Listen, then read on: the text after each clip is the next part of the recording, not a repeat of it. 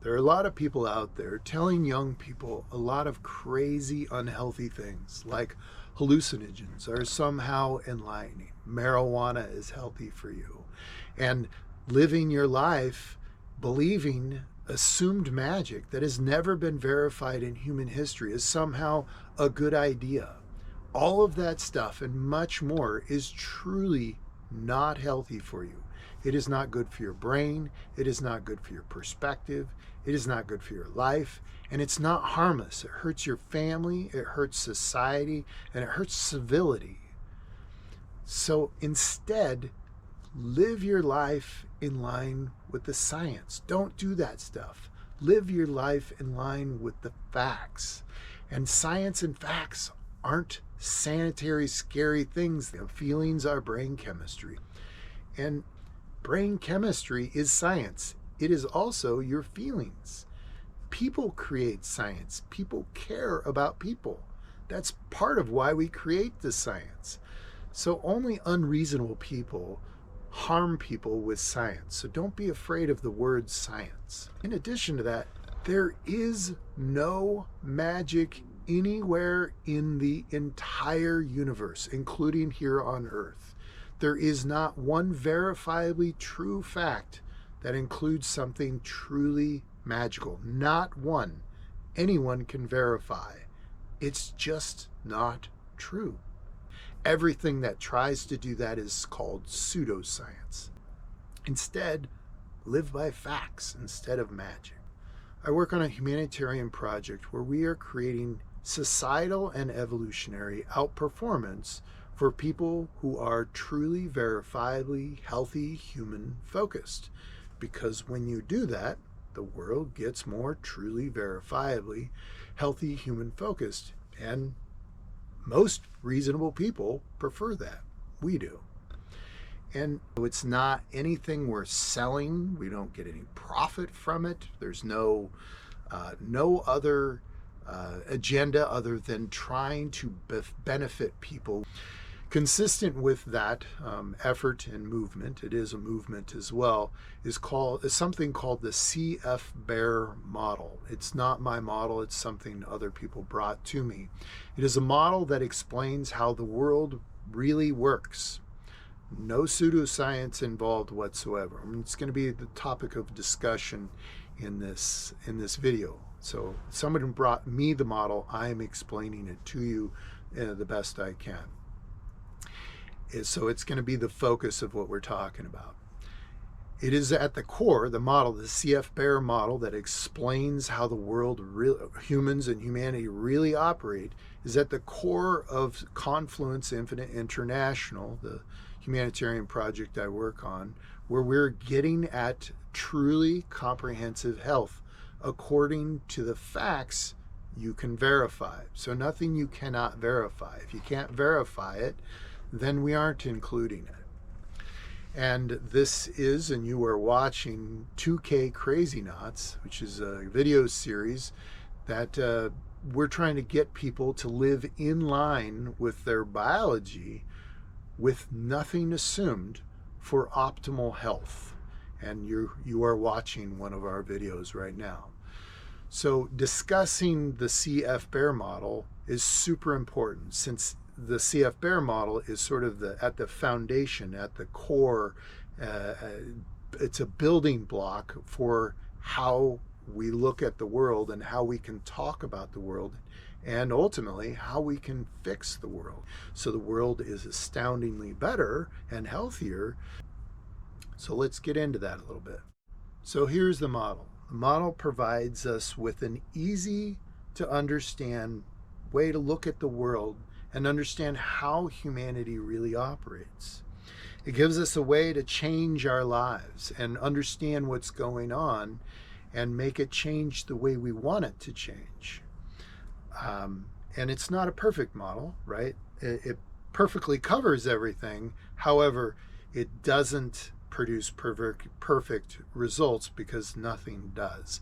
However, if you learn how to use the model, you can change the world. You can change every part of how the world really operates. And I'm going to illustrate on 2K KrazyKnots, this video series, how to actually do that. I'm going to demonstrate it.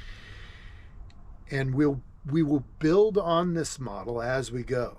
That's super important, because eventually we're going to explain how you can literally live, and change every part of how the world operates and how your life is, your lifestyle.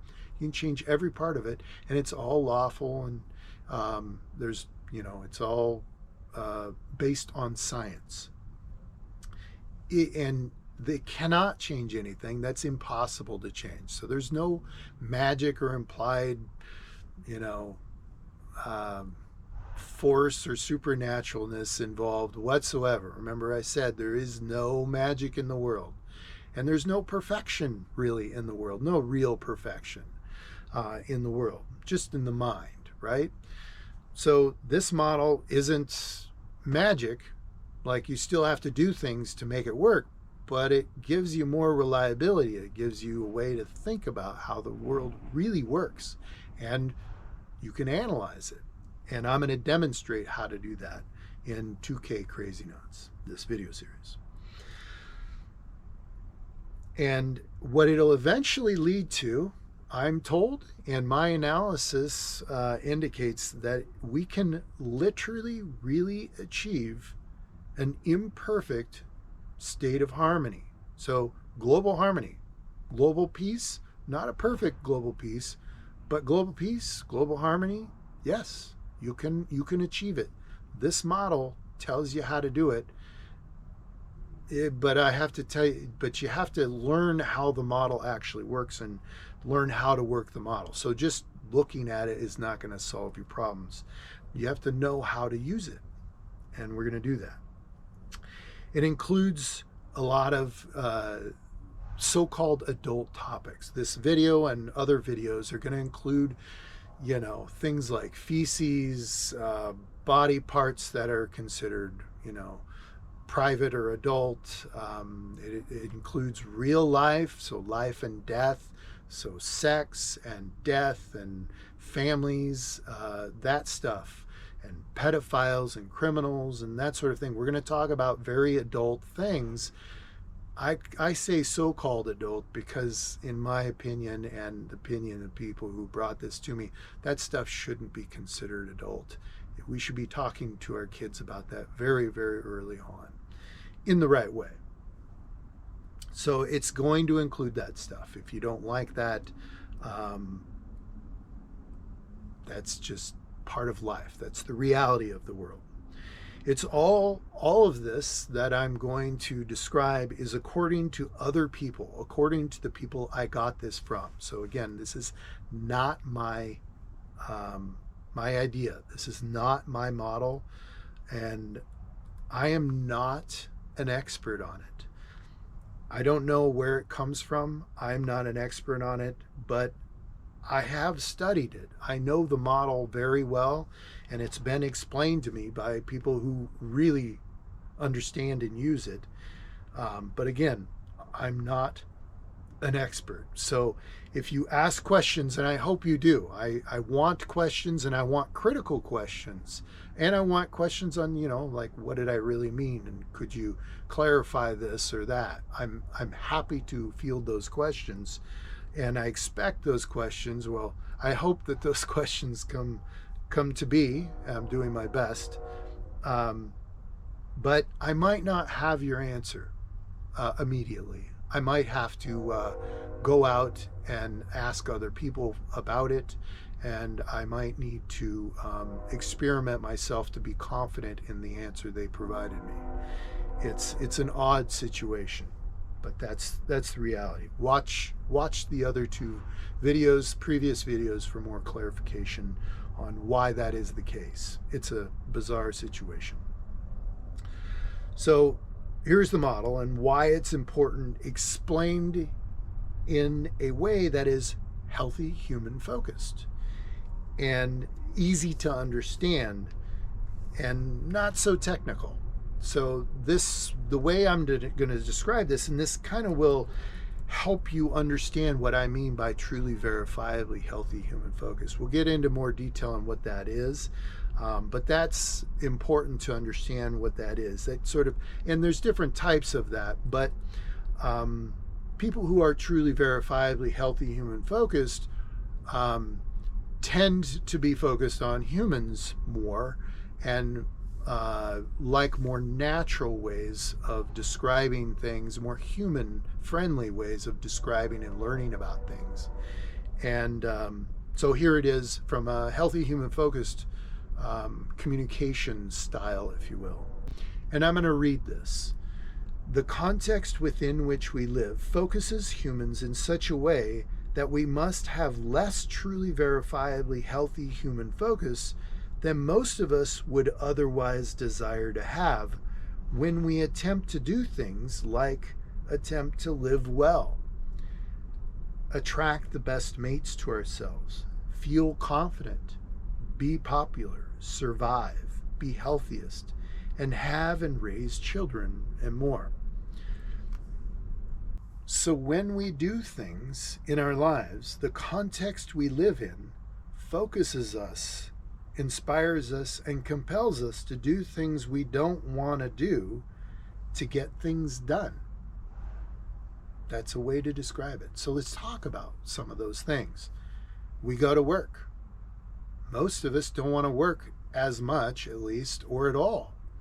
We would rather focus on things that really matter to us, right? We didn't wake up when we were a kid and say, oh gosh, I want to work, right? We were taught that's how we have to function in society. When you go down every rabbit hole like we have on society and truly understand it, there is no reason to work, right? It shouldn't be this thing where we have to show up for 8 hours or whatever on a regular basis and work. Now, I'm not lazy. I'm one of the most motivated people in the world, but we don't have to work, at least work in that way, right? And if you want to work, there's no should in the world, right? There's no should anywhere in this, except if you want a certain outcome. And we want comprehensively healthy, truly comprehensively healthy harmony in the world. And so because of that, then we should do some things, right? There is no innate should in the world anywhere. So if we want harmony in the world,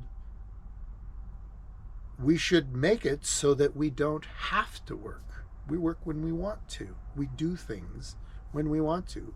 And it shouldn't be work if we want to be comprehensively healthy, because when it's drudgery or forced or you have to go and you don't want to, that's not consistent with your biology. Brush your teeth every day. That's a waste of time. Now, I don't even think about it. I kind of enjoy it now because it feels clean. But why do our teeth get dirty to start with? Why do we have tooth decay? What's going on there? Why haven't we been noticing people who have no tooth decay and having children with them more often? So tooth decay is not a thing or less of an issue. Why are we eating so often? Why are we eating foods that put so much tartar and plaque on our teeth? Right? Those things, why aren't we doing those?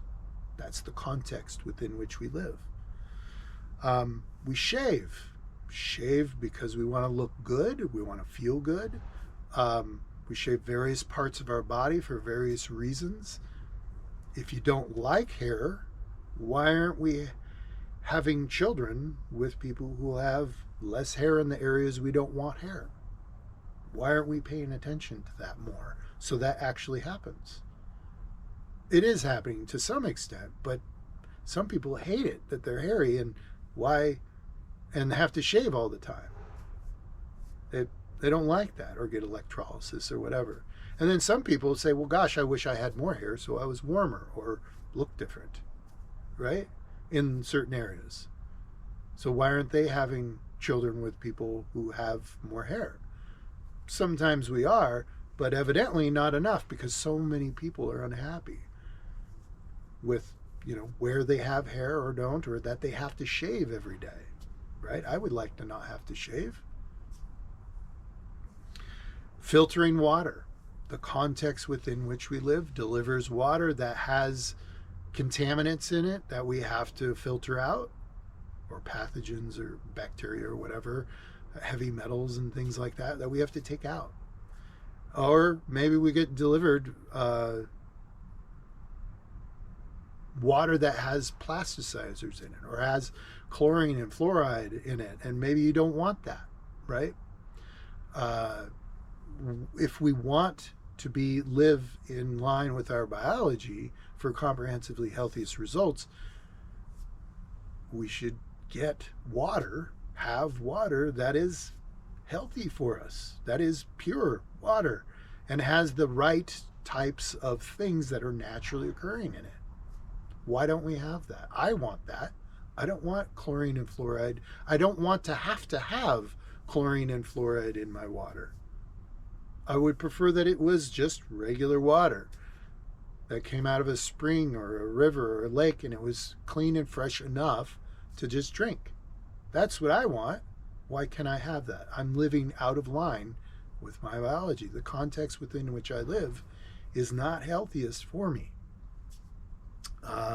People believe and have blind faith in a higher power or assumed magic that is not founded on reality. Like I started the video this way.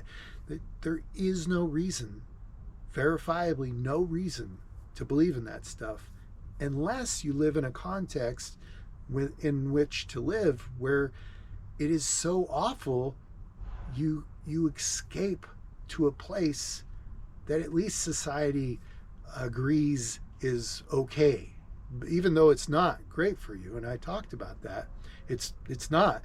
It gives you a peace of mind. It says, well, it gives reason to the world that is too complex for people usually, or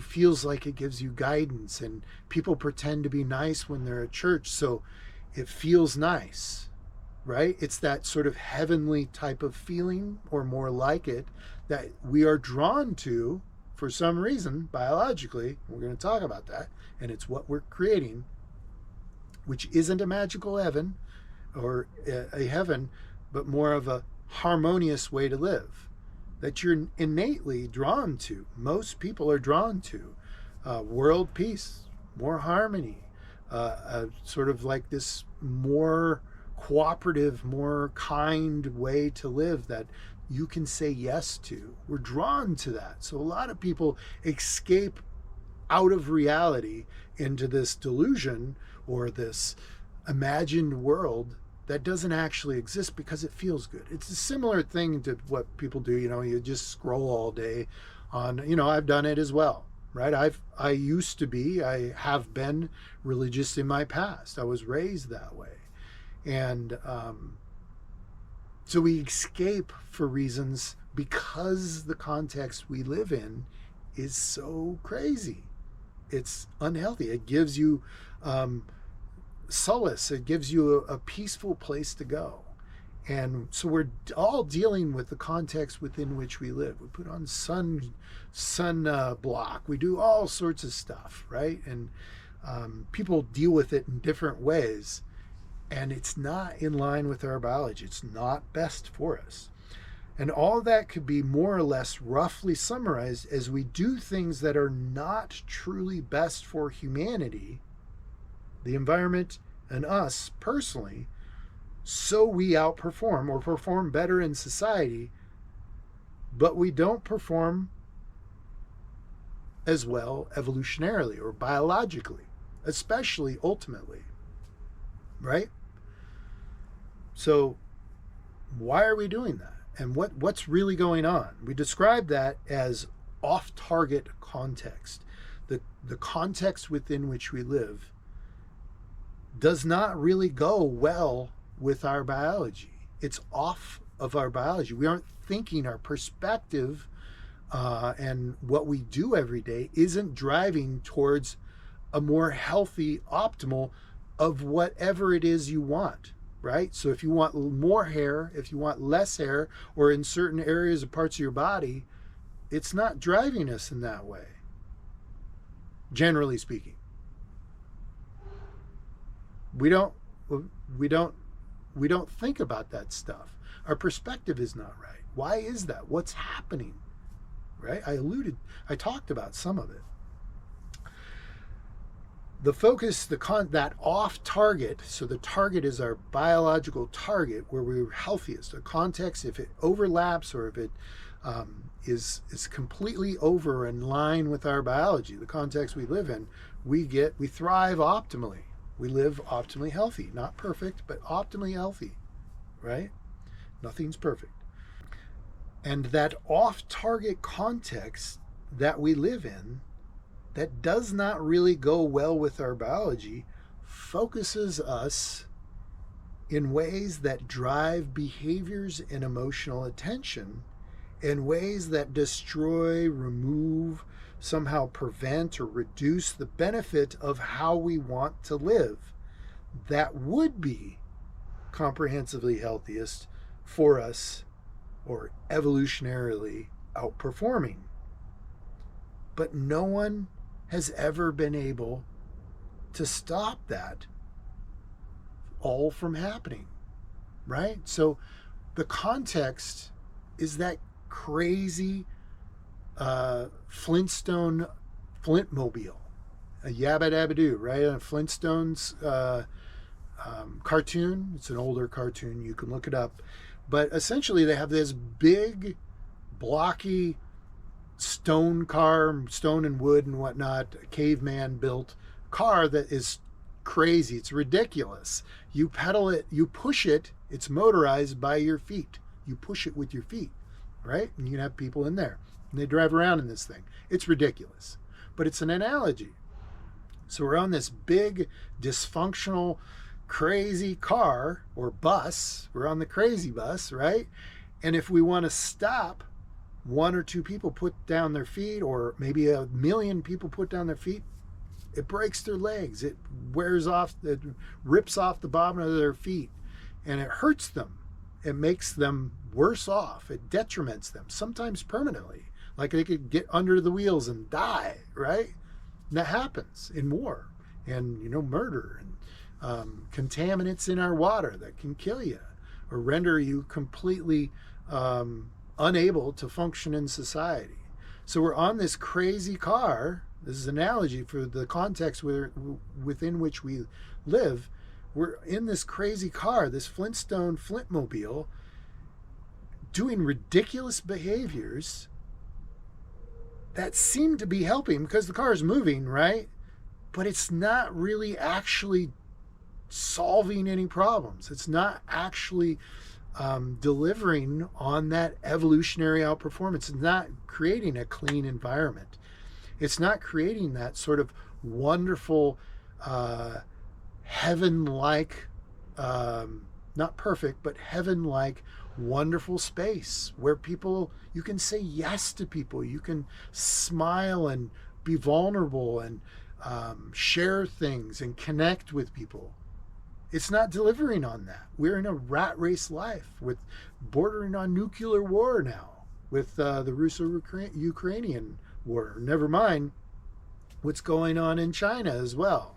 And we'll talk about that as well. So we're on this crazy Flintmobile. And it truly is crazy. It's dysfunctional, and the how we operate it is ridiculous. And it's wasteful. And it's not focusing us on the things that are in people that are best and healthiest for us, and doesn't produce the behaviors and emotional attention that don't produce the results that then change the context within which we live. So let's get into the CF BEAR model a bit more and go through the steps of how it works. It's a cycle. If you have any questions, definitely go to confluenceinfinite.org and go to the contact information and contact us there. Remember, it is a simple model that is the core of the humanitarian project and this video series. So understanding it's super important. It's the language we are going to use for the rest of the video series. And I'm going to refer people back to this video, or if I redo it, another video that explains the CF BEAR model.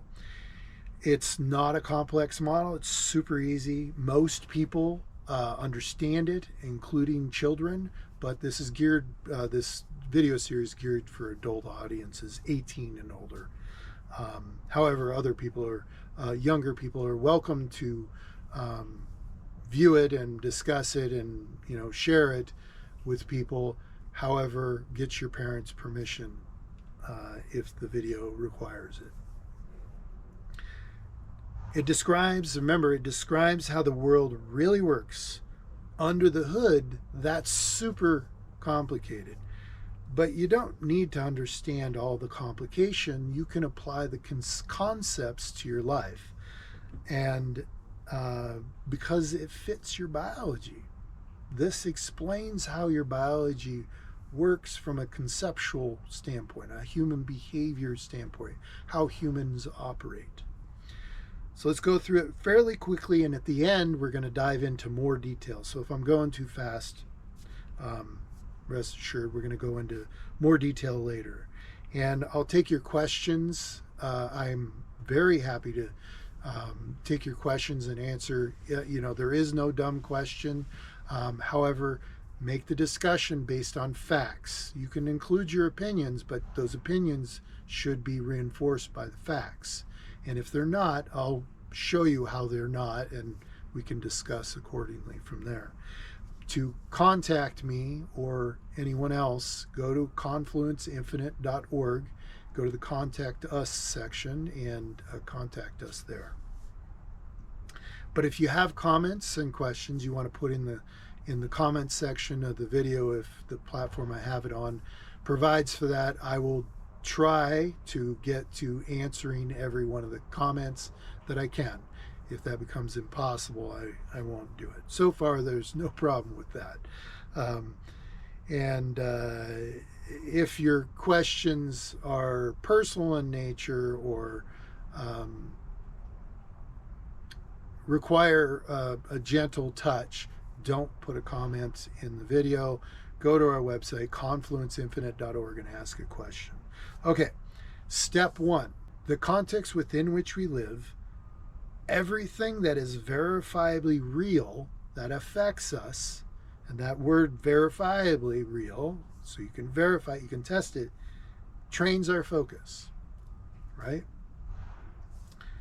That's the first step. The second step is our focus then drives our behaviors and emotional attention. That's intuitive, easy to understand. Then those behaviors and emotional attention produce results. Not super complex. Those results, in turn, that the behaviors and emotional attention produce, then in turn change or maintain the context within which we live. So it doesn't have to actually change the context within which we live, but it often does. It could maintain it. And then this step 1 starts over again. It's a cycle, right? So the things change, and human behavior operates this way. The context within which we live trains our focus. Our focus in turn drives behaviors and emotional attention. Those behaviors and emotional attention then in turn produce results, and those results modify or maintain the context within which we live. That's how I am told the world really works, how humans really operate. We are influenced or focused by our context, which is hugely important. That isn't, admittedly, that is not world changing. That's not earth shattering. It's not going to overwhelm you. Matter of fact, it's rather underwhelming in of itself, like by itself. It's not complicated, but it's useful in that it's not dumbed down too much, and it's not overly simple, but it's complex enough, or it's useful for complex thinking as well. So a simple person can use it for simple things, and a complex thinker can as well. But also, somebody who's super complicated, super complex thinker, and a super sophisticated person can use it for very, very, um, let's say, difficult things for simple people to understand as well. It gives us the language to talk about the human plight, to discuss the reality of our real situation, the human plight, the problems, causes, and solutions that actually really work. That people who study humanity and study humans and biology, once they get the hang of it, will say, oh yeah, that really actually works. It is also the scaffolding for the rest of the discussion about everything we can, and some people already have done, and you can do to change your life and the way the world really operates globally. Like all of it. We can change all of it. I said that before, but it gives us a scaffolding we can stand on, we can work on to sort of reach at and access and conceptualize and think about what is really going on, how the world really operates. So it'll be useful in that way. In broad brush strokes, you could say this is what is really going on with no extraneous stuff under the hood of our lives. So it removes all the extraneous stuff that doesn't really matter, and tells us what's really going on under the hood of our life. So inside of our life, that allows us to understand what's really going on and is the first step in changing your life. So understanding this model is the first step in changing your life and the world. That your therapist, that your governor, that your president, that your friend, your therapist, your psychiatrist, your psychologist, and all the other people aren't usually going to dive into. We're going to talk about it, and it's totally free. There's no, nothing you have to sign up for, nothing you have to pay for. This is just pure education. And so, given all of that, this is super important. It's really important, and 2K KrazyKnots is going to illustrate how one way it can work and ways that falter in the context within which we live, that crazy context we live in now. So put all together, let's put it all together. The context within which we live, everything that is verifiably real that affects us, trains our focus. Our focus drives our behaviors and emotional attention. Those behaviors and emotional attention produce results, and those results then modify or maintain the context within which we live, and then it repeats the first step again.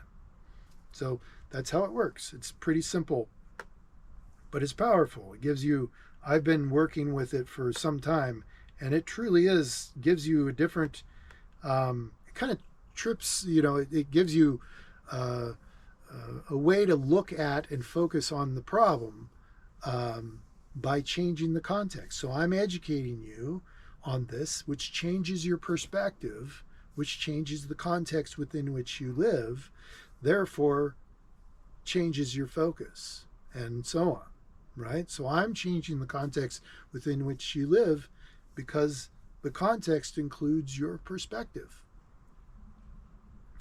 But it includes your perspective whether you believe in magic or not, but it does not include the magic because magic isn't actually verifiable, right? So your perspective is verifiable, but you can verify, you can test what your perspective is or what someone's perspective is, but you can't test for something that doesn't exist, or you can't find something the existence of something when there is nothing that exists. So a higher power, those magical things that we talked about that people assume or must believe in and assume are real, aren't included because we can't verify any of that. So that's some of the extraneous stuff, but it also the assumption that authority is doing the right thing when you're not around, or your friend or your spouse isn't included as well, or that perspective is included. But if we can't verify that, that is an assumption. So that doesn't, we don't know, right? If you're not able to verify it. So that's why verifying is super important. The nickname, so this gives a little gravity to the situation before we get into the details, which might bore people otherwise. This gives it a little more consideration. And you apparently, well, I can, so I know you can. And if you need help, let me know. People are using this for real applications that are life and death.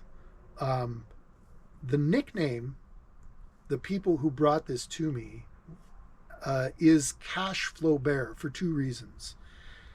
They're drawing down the cash flow available to the Russian bear war machine. And at the core of their operations is this model. That's who's bringing it to me. You don't have to believe that. You can verify, is that happening? And you can apply what's going on and see that it actually happens. Go out and verify things. So bear, usually the bear market goes down, right? Reduces in price or reduces. And the Russian bear. So that's not against all people. The Russian bear war machine. We're not against Russia.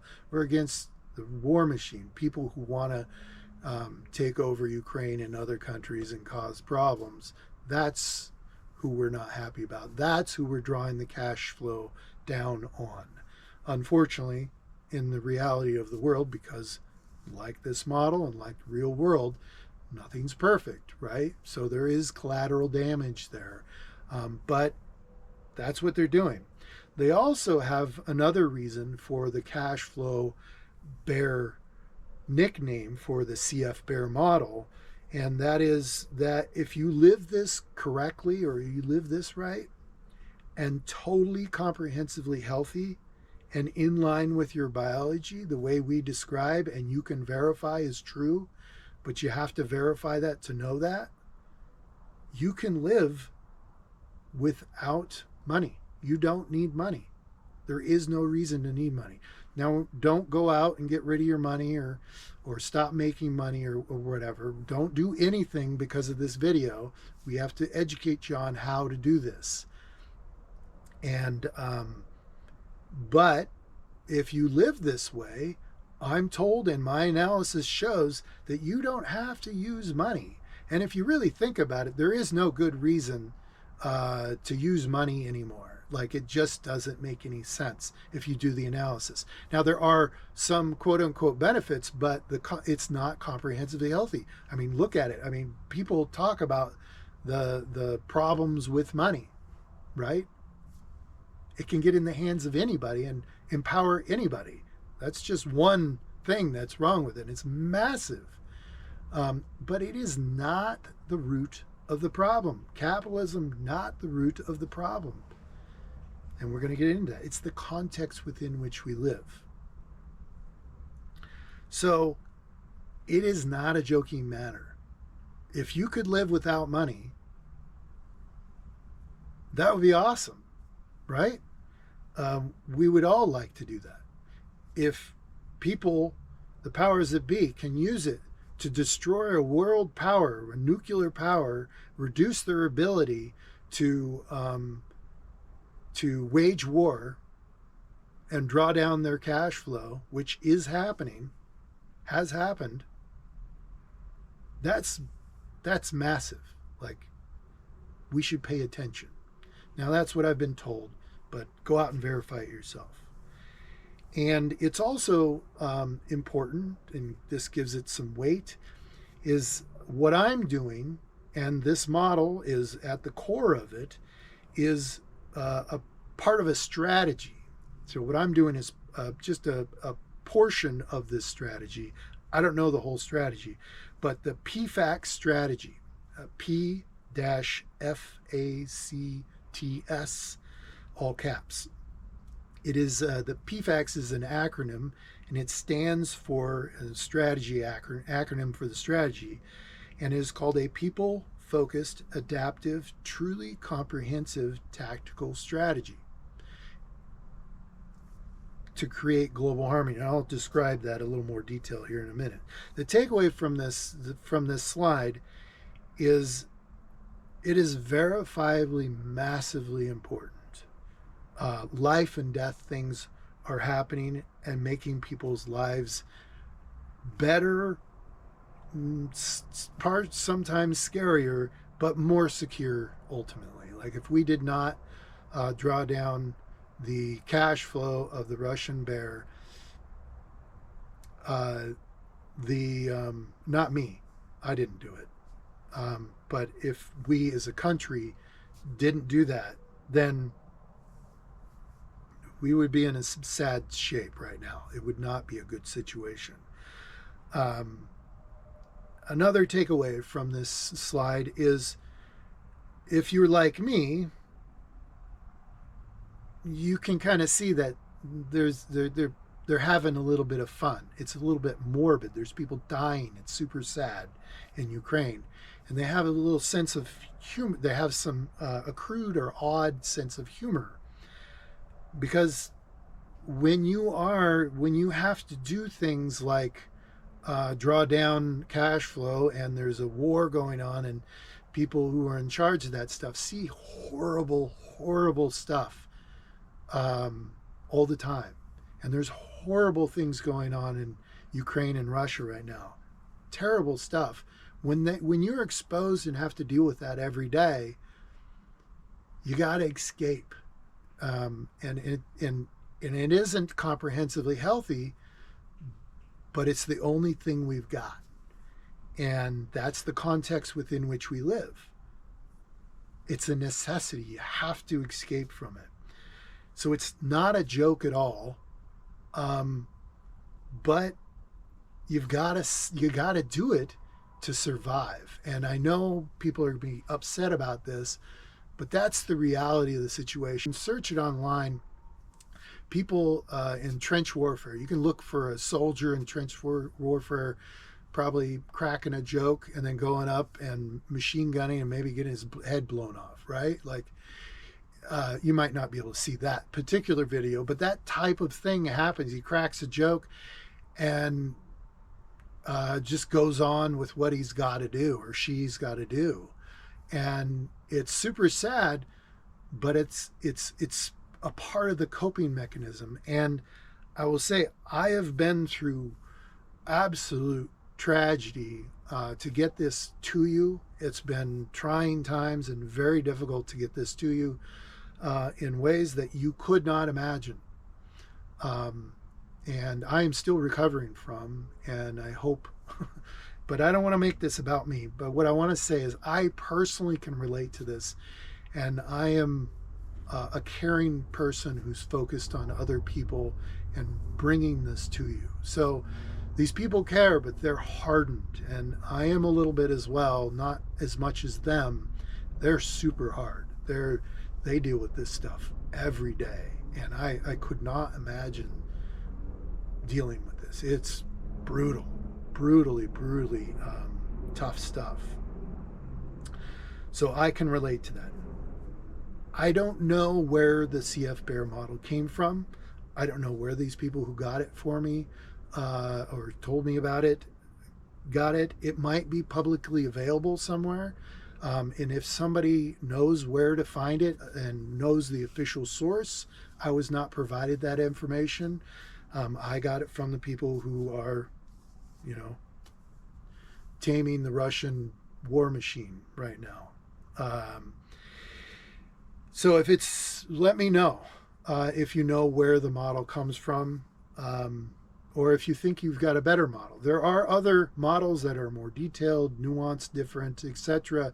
So it overlaps other models, But this one is the one that I was taught, and it works, so I'm using it. They want me to say PFAX, so I'm going to explain a little bit more about PFAX. They want me to say that PFAX is a people-focused, adaptive, truly comprehensive, tactical strategy for creating not just a better world, or to sell you on how you live like you are used to, but to create an imperfect, real global harmony for virtually all. And it's not completely all, because some people out there are psychopaths and just diabolical people. So those people aren't going to be better off, have more harmony, and we don't want them to. I don't know much about PFAX. I know what I'm doing, and I've had it described to me, and you can watch the other videos for more color. Not full explanations quite yet, but more color on what I'm doing and my part of it. I'm going to have all of what I know on the internet and available for everybody. I don't know any super strategically critical, important stuff, except for a few things that I'm going to make available. And anyway, you can watch the first two videos for more information on that. So I don't know much about PFAX. It sounds super scary. I'm just doing the public facing parts of it. I am just the public facing part of it. I'm just the sort of talking head. I'm just the, and why me? I struggle with that part because I feel entirely inappropriate or not the best choice for this role, except when you get sort of to the grease man part of it. I'm a front man, grease man, purveyor, and conduit for their information. So I have to actually go out and do this. And that's actually the most important part of it, is you have to actually have to embody, be an example of what they're trying to have the world be more like. And it isn't this right here. It's what we're going to portray, and I'm going to learn how to do. Like, I don't even know exactly how to do it. I just know of it and have sort of been looking into it. PFAX sounds super scary and super massive, and it is global. Like, they're talking about real global harmony, and they are not going to stop. And I have no control over them whatsoever. I mean, that's been beat into my head. I have no control over this project, humanitarian project. I mean, I have some control, but I mean, no guiding control. I'm not like, they've got a roadmap they're dead set on for PFAX and for what I'm doing. And I'm trying to do my best to help them with that. And to sort of give color to that, I barely know what I'm doing right now. Like, when I do make some videos or do something, sometimes I know minutes beforehand. Sometimes I know the day before. Sometimes I know a year before, but I don't understand how it applies. And then I'm like, oh, yeah. So it's kind of all over the place. And it changes all the time. Like, what I'm doing will change, whipsaw you left and right, or me anyway. So it makes me look mentally ill. It makes me look crazy. It makes me look erratic, and it makes me look confused. And I'm not. I'm not confused. The situation is confusing, right? And it is. And, well, nefarious people are out there. And if you want to do something without nefarious people interfering with it, the Trumps, the Putins of the world, you got to do things in a certain way so that nefarious people can't latch on or understand what's going on, or think that one thing's going on and it's actually another, and what they were doing detrimented their ability to sort of follow along in the future, for example. I mean, but there's 1,000 different ways it goes. And again, watch the 2 previous videos for more on that. And, or something like that, right? So I'm an imperfect person. I started the first video saying that. These are imperfect people. This is an imperfect process. This is imperfect communication. This is real life. This is not a movie. I'm not Jason Bourne, obviously. I'm not, some super secret spy. I'm just a regular guy. I happen to be pretty smart, but I'm no genius. And so I'm going to make mistakes in translating what they're saying into communicable information for you to follow along and learn what's going on. That process is not perfect. So I might take down, modify a video, re-record a video, apologize for making the wrong statement, etc. And due to the nature of the communication style, it's got my color. It's got my personal affect. And so don't let my personality, how I operate, and how I seem to you, that you're assuming I am, or maybe that I am, that might interfere with your being receptive to what I'm saying. Don't let that interfere. Just say, that's just the guy saying it. And if you could say it better, or if you think you are prepared to communicate this, please don't use what I'm saying. Come to me and we can coordinate and collaborate so you can communicate it better for me, so I don't have to make these videos, or I can come on a video and interview you, or however makes most sense. So something like that is something that I will say a lot, because this is pointed in the right direction, right? It's not bro science where I'm just making stuff up, but it's not, I wouldn't say it's science yet. I wouldn't say it's, well, I'm told it's science that we can verify, so let's go out and verify it. So it's sort of in the idea category.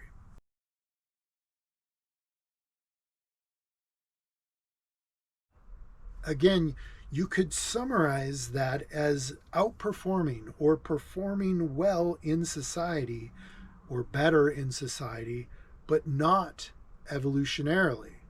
So we're undercutting our biological success, or species success, or environmental success in the environment, or habitat, by outperforming, doing things that cause us, or seem like they're causing us to perform better in society, right? And I don't want to get into splitting hairs. This is not the place to be having the discussion between natures versus nurture, society versus biology, learn versus DNA, or whatever, however you want to say it. My phrase that I say is evolving societally and biologically. It's pointing out that both are happening almost invariably. Both are happening in almost all situations, at least a little bit.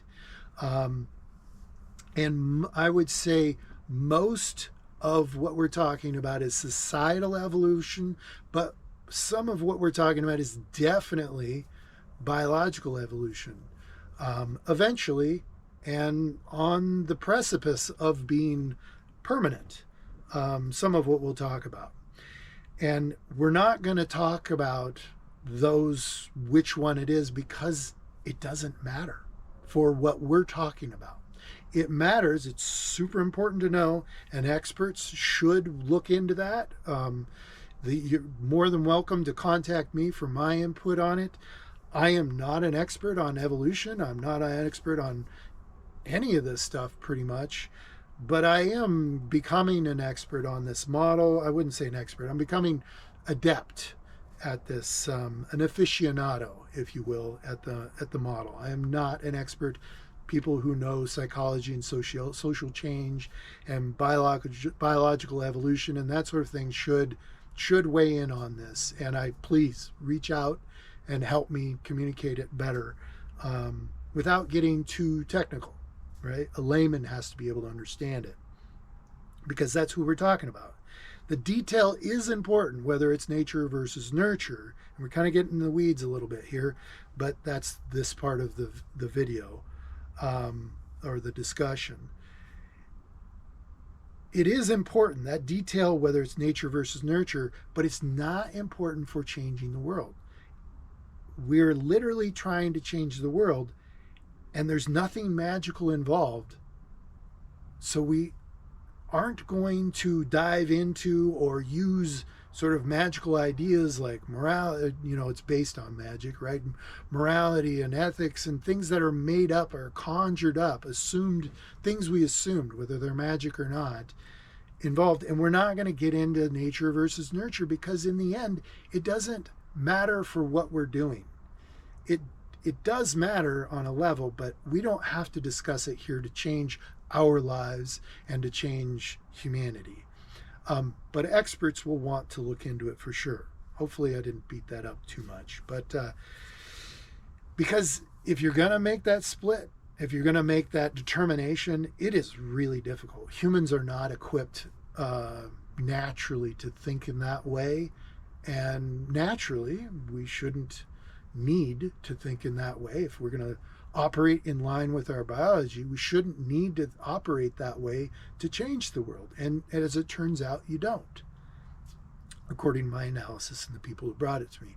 However, to make lower risk in the life and to understand risk in human life and make sure we don't make a critical mistake, experts, PhD level people should look into that for sure.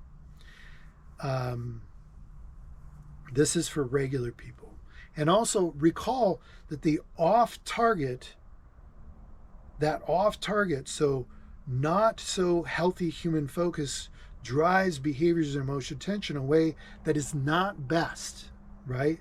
So the context we live in is off-target from our biology and isn't actually healthiest for us. And currently, the way we describe that off-targetness, like the context within which you live, is not overlapping. If you think of a Venn diagram, if you know those, it's out of line with our biology. The context you live in is not in line with your biology. We call that not living in line with your biology for the comprehensively healthiest results that are reasonably possible. And you might hear me say reasonably a lot as sort of a qualifying statement, because when we say healthiest, for example, it's not perfectly healthy.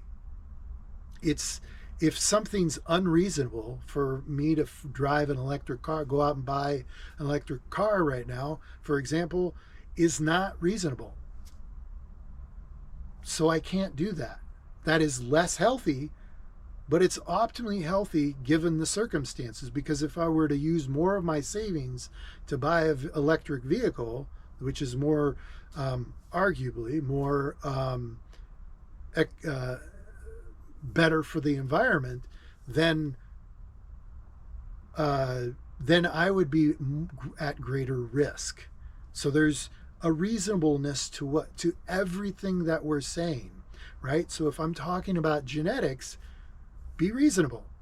I'm a reasonable person, and you're welcome to inquire me if I say something otherwise, but don't assume I'm doing anything having to do with eugenics or building a master race, or I'm some sort of crazy racist weirdo person who's trying to do something with genetics that's Nazis do. Like, I hate those people. That's terrible stuff to assume. And I'm reasonable. So don't assume some reasonableness. Find it in what I'm saying, but don't overreach and assume that. If there's serious question as to whether I'm being reasonable or expecting anything reasonable, then contact me. But if I'm not even alluding to that, don't assume that, right? Don't assume I'm doing anything unreasonable, because I'm not. I'm a reasonable person, and you'll find that. So let's talk about the model. The model is truly comprehensive. I talked about that, all the ologies, right? It is a cycle that explains, and I'm reading right off the slide here, it is a cycle that explains how humans really behave and operate, that explains everything humans do, or something like that. It wasn't my idea. I put that on there because, well, it's around that. And please help me with language and getting that better. So it is totally, the CF BEAR model is totally comprehensive. So it handles everything that is real, I think. Something like that, or more or less. We can think of it like that. There might be some outside cases. I don't know. I haven't done enough research or any research to determine definitively. But my analysis says that we can use it. So I'm proposing it as something we can use and discuss. Don't use it, verify it, right? Discuss it with me, and then let's talk about how we can verify it. Key, everything, right? That word everything, totally comprehensive health. That is important. That is an important part of how we must look at the world. So let's get into, and we'll get into that more here in just a second. The critics of this model, and there's going to be some critics to this model because people come up with other models as well, or have other models. And there are other models that are similar to this, but not exactly like this. In the end, we're going to talk about the criticisms of the model. Does it work? And do people understand it? AKA, can you use it? Is it functional? And I will say in my life, yes. And in my thinking and understanding of the world, yes, so far. And I'm going to go out and try and prove that it actually works. One of the criticisms of the model might be that it tries to explain too much with too simple of a system or framework or process. And, but if it really works, who gives a shit, right? Like, it doesn't really matter. I mean, you can have that criticism if you want, but if it really works, if it generates the right results, then, and just about anybody reasonable can use it, then who gives a shit? Like, who cares? So let's use an example, generating electricity. Now, I've rewired houses, entire houses. I know about electricity, but I don't know much about generating electricity. If I want to do that, I have to go to experts and get experts to verify it. And so that talks to the verifiability of this. And, you know, we could get into a whole discussion about what verifying is. And that's sort of up to your personal nature, to your how you think, your perspective.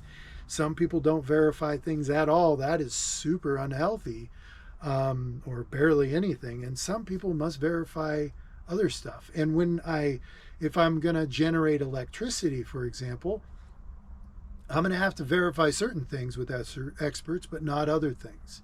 So recognizing that experts have to verify, or we have to rely on experts in order to verify things. Otherwise, we have to keep our lives really, really simple. And so we intend to use experts, and that's important. Another criticism is that the model is too comprehensive. So beyond being too simple, people assuming it's too simple to explain complexity, it just covers too much. Like you're glossing over the details or whatever. Well, that's not really true. We're covering everything that is. Everything that is. It's important without assumption. So part of the reasons humans have not solved our situation, part of the reasons we have MAGA, part of the reasons we have global war sometimes, or even local conflicts, or conflicts in the home, between spouses or people who are raising a family. The reason we have a global health crisis, massive environmental problems, global strife, and more, is because we rarely look at the entire situation. We aren't looking at things totally comprehensive and with no assumptions. We're not verifying things. So a comprehensive look is not bad. It's necessary. That's part of the reason. We're going to show you that.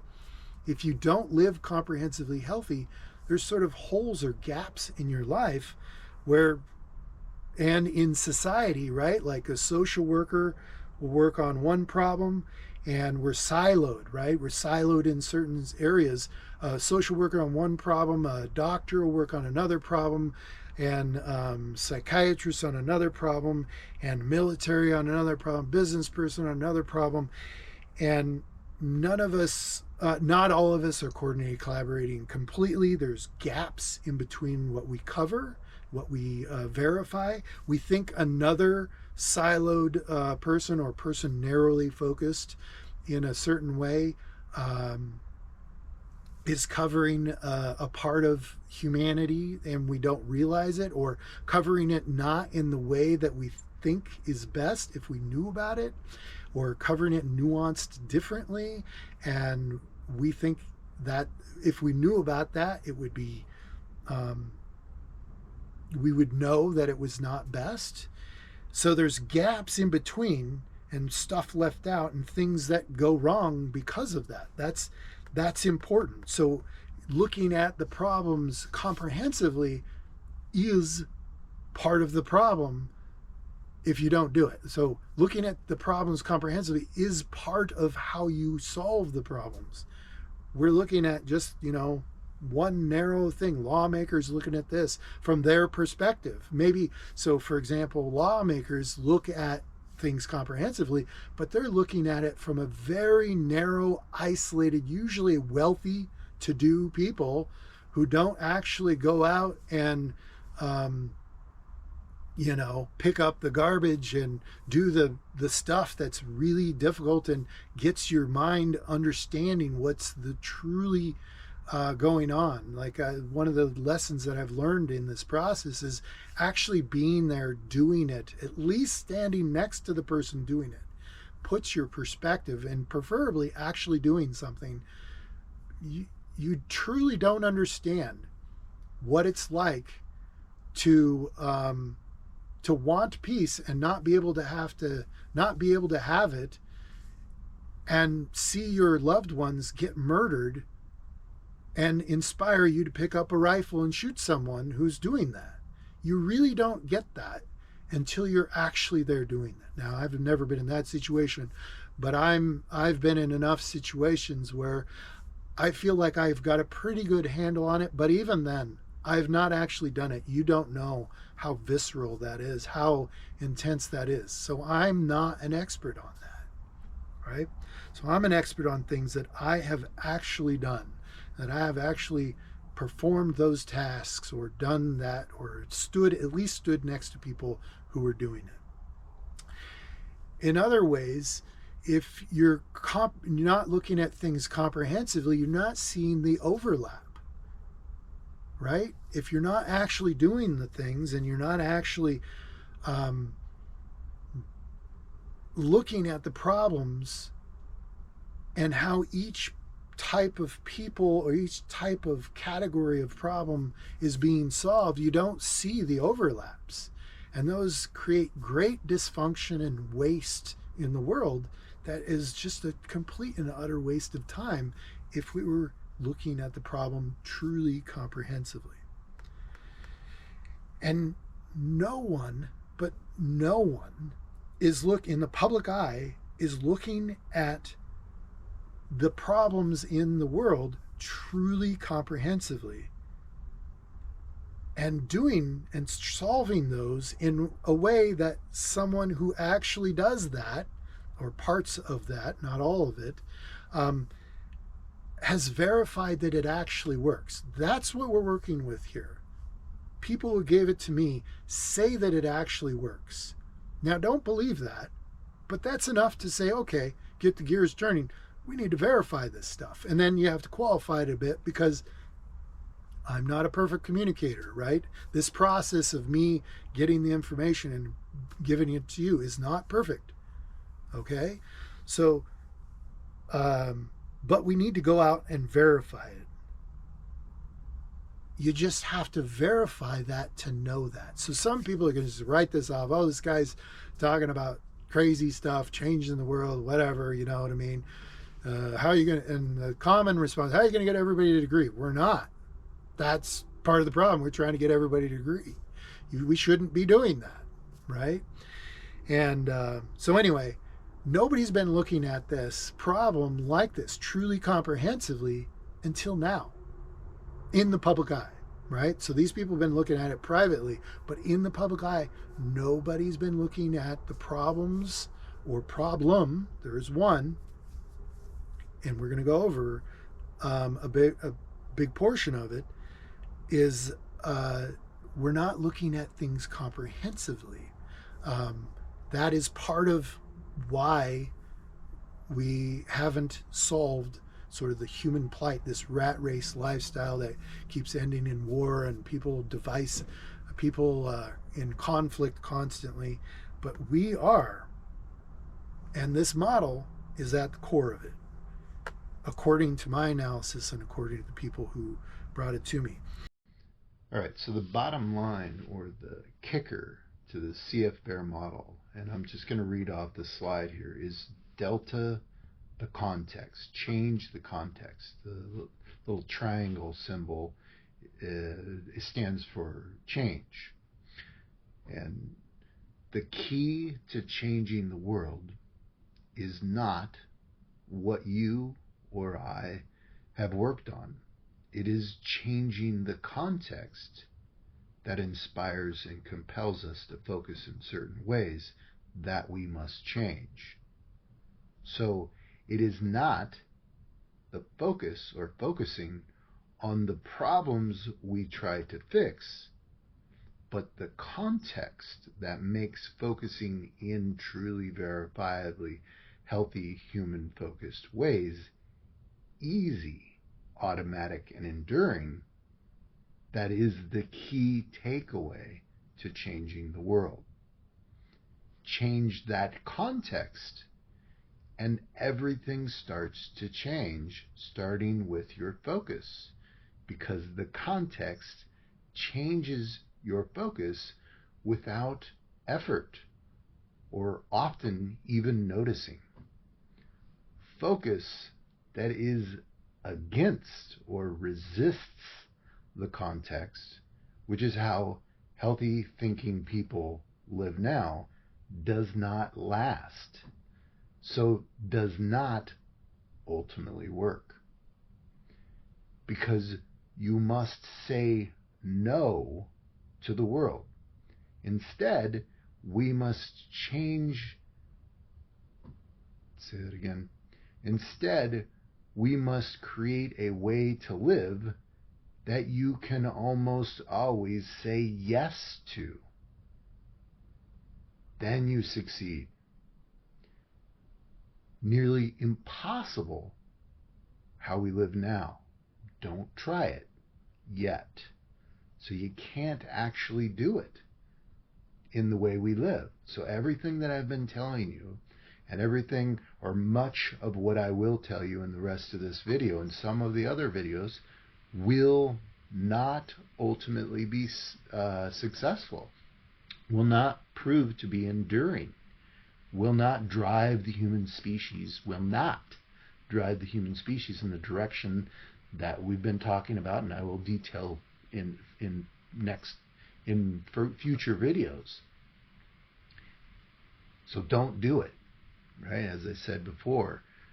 However, if you have a different context that we're going to talk about in detail, then you can apply these things, and they don't sound so far-reaching and fanciful and, impossible or magical, depending on things that are imagined. And that's part of the reason why people reach to imagined things, concocted things like ethics, morality, magical assumptions, and those types of things. Because what we're talking about is ultimately not successful. Doesn't actually change the planet, doesn't change your life, doesn't change civilization, society, etc., psychology, sociology. Ultimately, it always has failed for the last 2,000 years-ish. So if we go out and actually physically and socially build the context within which we live that is conducive to doing these things, and there's no magic implied, of course, as I've detailed, you can do this. And that is the main reason we have to demonstrate that, because I admit that sounds like a cult leader statement. That sounds like something you hear about in some sort of synagogue or church or chapel or something. Some weirdo is telling you about that, or some really awesome person just escaping from the context within which we live, which takes you, and we'll talk about that. We live in a taker's context that is driven or enabled by a cult of assumption. And that's a major topic or topics we'll discuss in later videos, distilling the context. Here are some easy to understand examples. If you're around drug addicts or people who focus on drugs and have addiction problems, be it learned or biologically driven, you must either go with them and do that as well, or you start to become like them and do drugs. You see it in younger people and in adults all the time. I hear that's a big thing in the music industry. Once you get in the music industry, everybody thinks you have to be cool and take drugs and defile, yourself and do all sorts of crazy stuff. If you're around that personality, around those people, you're gonna more often than not become like them, or you're gonna have to resist them. And both of those are off of your biology, are not in line with your biology, and will not produce the comprehensively healthiest results. And you must say no to them constantly. So that gets you in a pattern of saying no to the world. And that's not healthy for when you actually get to somebody who looks like an addict but isn't. Maybe they're just ill, and you say no to them or you resist them because you assume who they are, what they're doing, without verifying, perhaps. That's just a scenario. So when we're around addicts, we start to act like addicts and do those things, at least start thinking more like them, or we have to resist ourselves, and then we're more alone. We're isolated from the group, which isn't healthy either. And it gets us in a pattern of thinking no to things and people when we shouldn't, right? When it's not always healthiest to do so. Another example is being around people who are healthy. It makes us focus more on health. So if you're around me, I'm a good example. If you're around me, I'm a healthy person. I eat healthy. I exercise. I try to think and convey myself in the healthiest way possible. That's reasonable, that I know about. And if somebody brings a new healthy thing to me, I try to absorb that and integrate that into my life reasonably, if I can, or just note it for when I can in the future. That's healthy. And not everybody does that. Not everybody's open to that, right? But if you're around me, you become healthier without even trying. But you become my type of healthier. And if that isn't in line with your biology, that could end up being unhealthy for you, right? So you have to verify who is, and I'm talking biologically, and part of your biological response to the world is your sociology, like the people around you and how you want to be treated and be affect the world and so on. Those are important things. So if you're around me, you're going to become more like my health, how I see health, my truly verified healthy human focus, and less like something else, or you're going to have to resist me. And neither one of those are healthiest for you. And me, if you're around me, because you'll be influencing me if you resist mine. But if you like mine and it actually is healthy for you, then it's awesome. Lean into it. But if it's not healthiest for you, it's going to mess up your life, right? So I'm not the end all be all for everybody. And I admit that. And that's okay. And that provides diversity and approach in the world. And that's good. Diversity is good. Healthy diversity is good. Especially biological diversity. But virtually every type of diversity. Being around people who assume things like magic / God, unchecked authority is doing what we want them to do. People assume that. Life partners are not harming us, etc. People who assume things. That makes us focus much more on assuming. And whether you believe that or not, you can verify that it's true. And I can tell you that I've gone out and personally experienced that.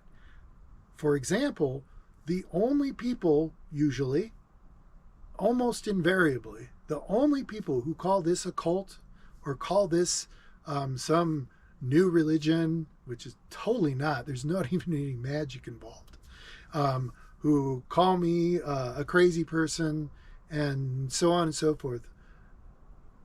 The only people who do that I've experienced, with a few minor exceptions, who were associating with people who were believers and assumers, those people are the only people who say this is crazy or this is something bad, fill in the blank.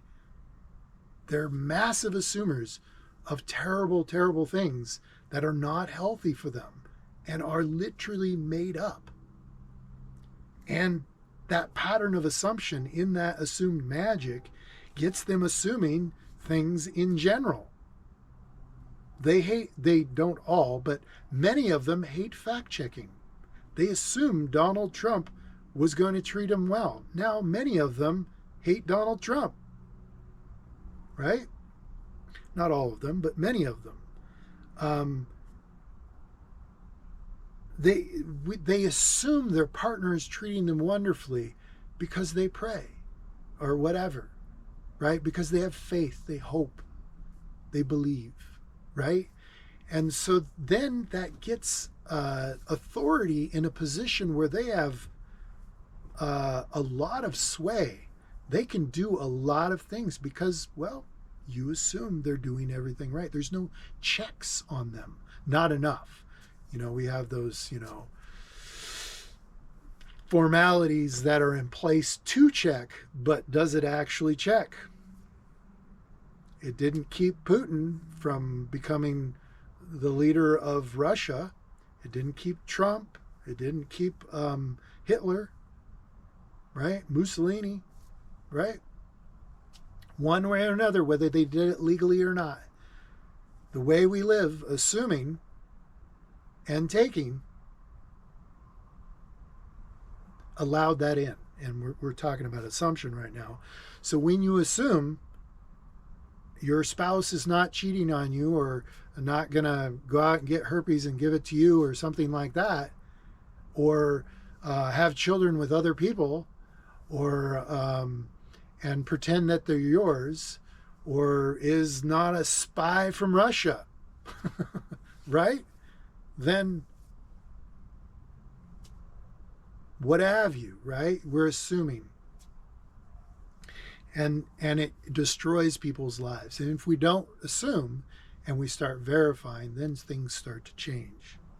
So why is that important? Let's dovetail that into the context we live in. We live in what's called a cult of assumption.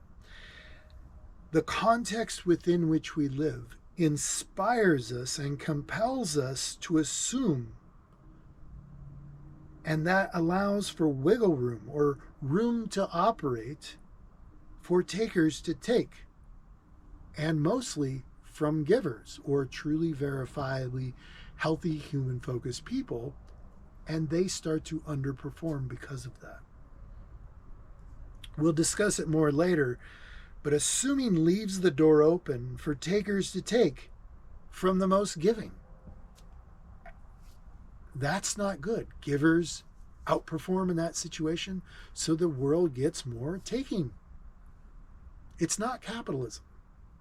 Any way to live in a taker's context turns into taking.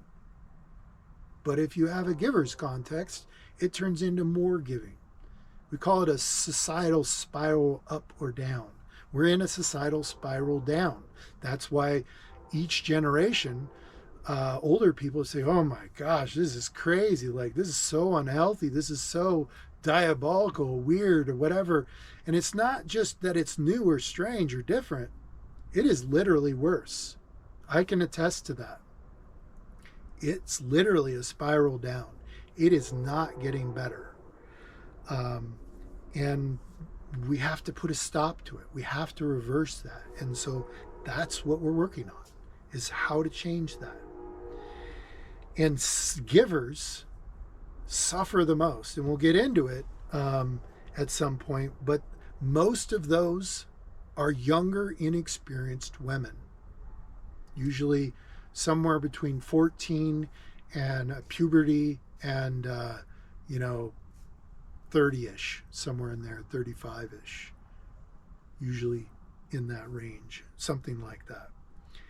And the way we live leaves the door open so that people destroy the most giving people in the world. But, we all suffer from it, for sure. And the most giving suffer the most, and the most giving make life better for all. So it's backwards. It's upside down. That's why the logo for Confluence Infinite International has an upside down globe or world and an arrow pointing up. That we need to turn it. We need to get this upside down world upright, because it's upturned right now, and we need to turn it right side up.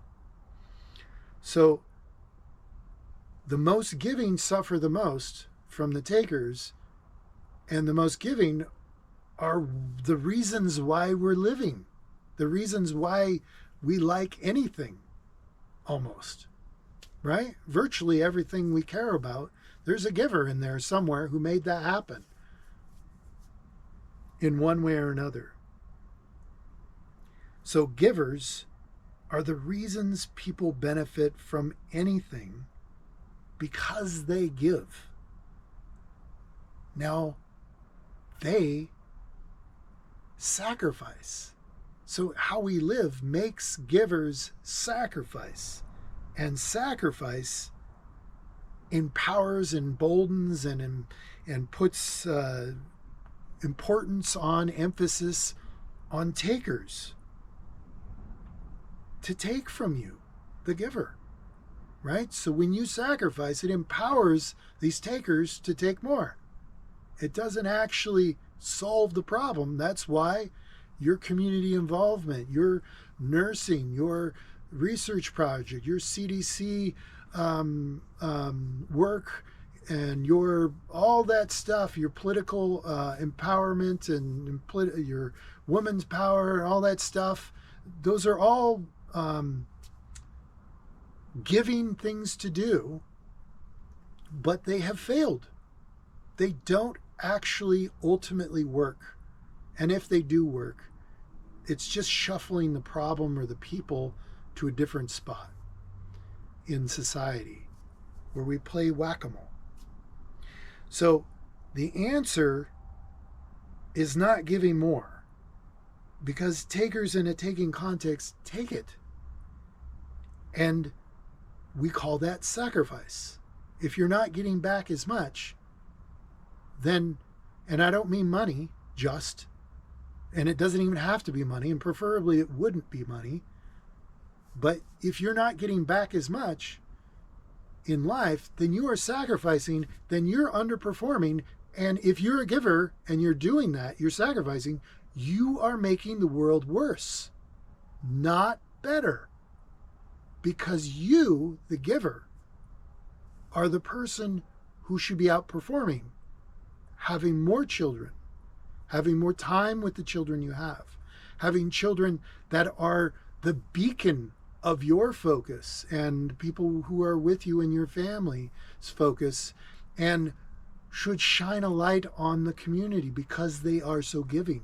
But because they suck at taking, they're not as good at taking, you're not, because we live in a taking society. And don't put the blame on capitalism. It is not capitalism. Givers, if givers truly, so a short way to say truly verifiably healthy human focused is givers, because you give your transparency to how healthy human focused you are, and healthy human focus is invariably some type of giving. So I interchange between truly verifiably healthy human focused and giving or true givers. It's all the same thing, more or less, and there's different types of them. So what we're trying to do is get people who are true givers, who are giving in their nature, to have more children, to be more of the focus in society. And there is no way to do that in a taker's context, because takers take that. They take the fame, they take the notoriety, they take the importance, they take the wealth. In, if you're going to have money, they take the wealth, they take the possessions, they take a little bit more from everybody, and then they have a lot. And we all try to do that because we live in a taker's context that gets us focused on our taking and escaping strategies for life. So I started to say this, but I kind of changed the subject. Any way to live, just about any way to live, from, unilateral control, dictator, whatever, to monarchy, to socialism, to communism, to democracy, monarchy, feudalism, whatever. I'm not an expert on that stuff, so, correct me if I'm wrong, but more or less, any way to live works fantastically if givers are in charge. The problem is all of those ways, and virtually every way we live today on a family and individual basis, mostly family basis, puts takers in charge to take it. That's how we live. And the reverse of that is any way you want to live, just about. There are some crazy ways to live that it wouldn't work, but if your dictator, if your single unilateral leader is the most giving, wonderful person in the world, where's the drawback? Most thoughtful, proactive, thoughtful, giving person in the world, where's the drawback? They're going to do all those wonderful things that you want, right? That doesn't happen in a democracy. That doesn't happen in monarchy. That doesn't happen in dictatorship. Because why? Because a taker takes it, right? So it's not just,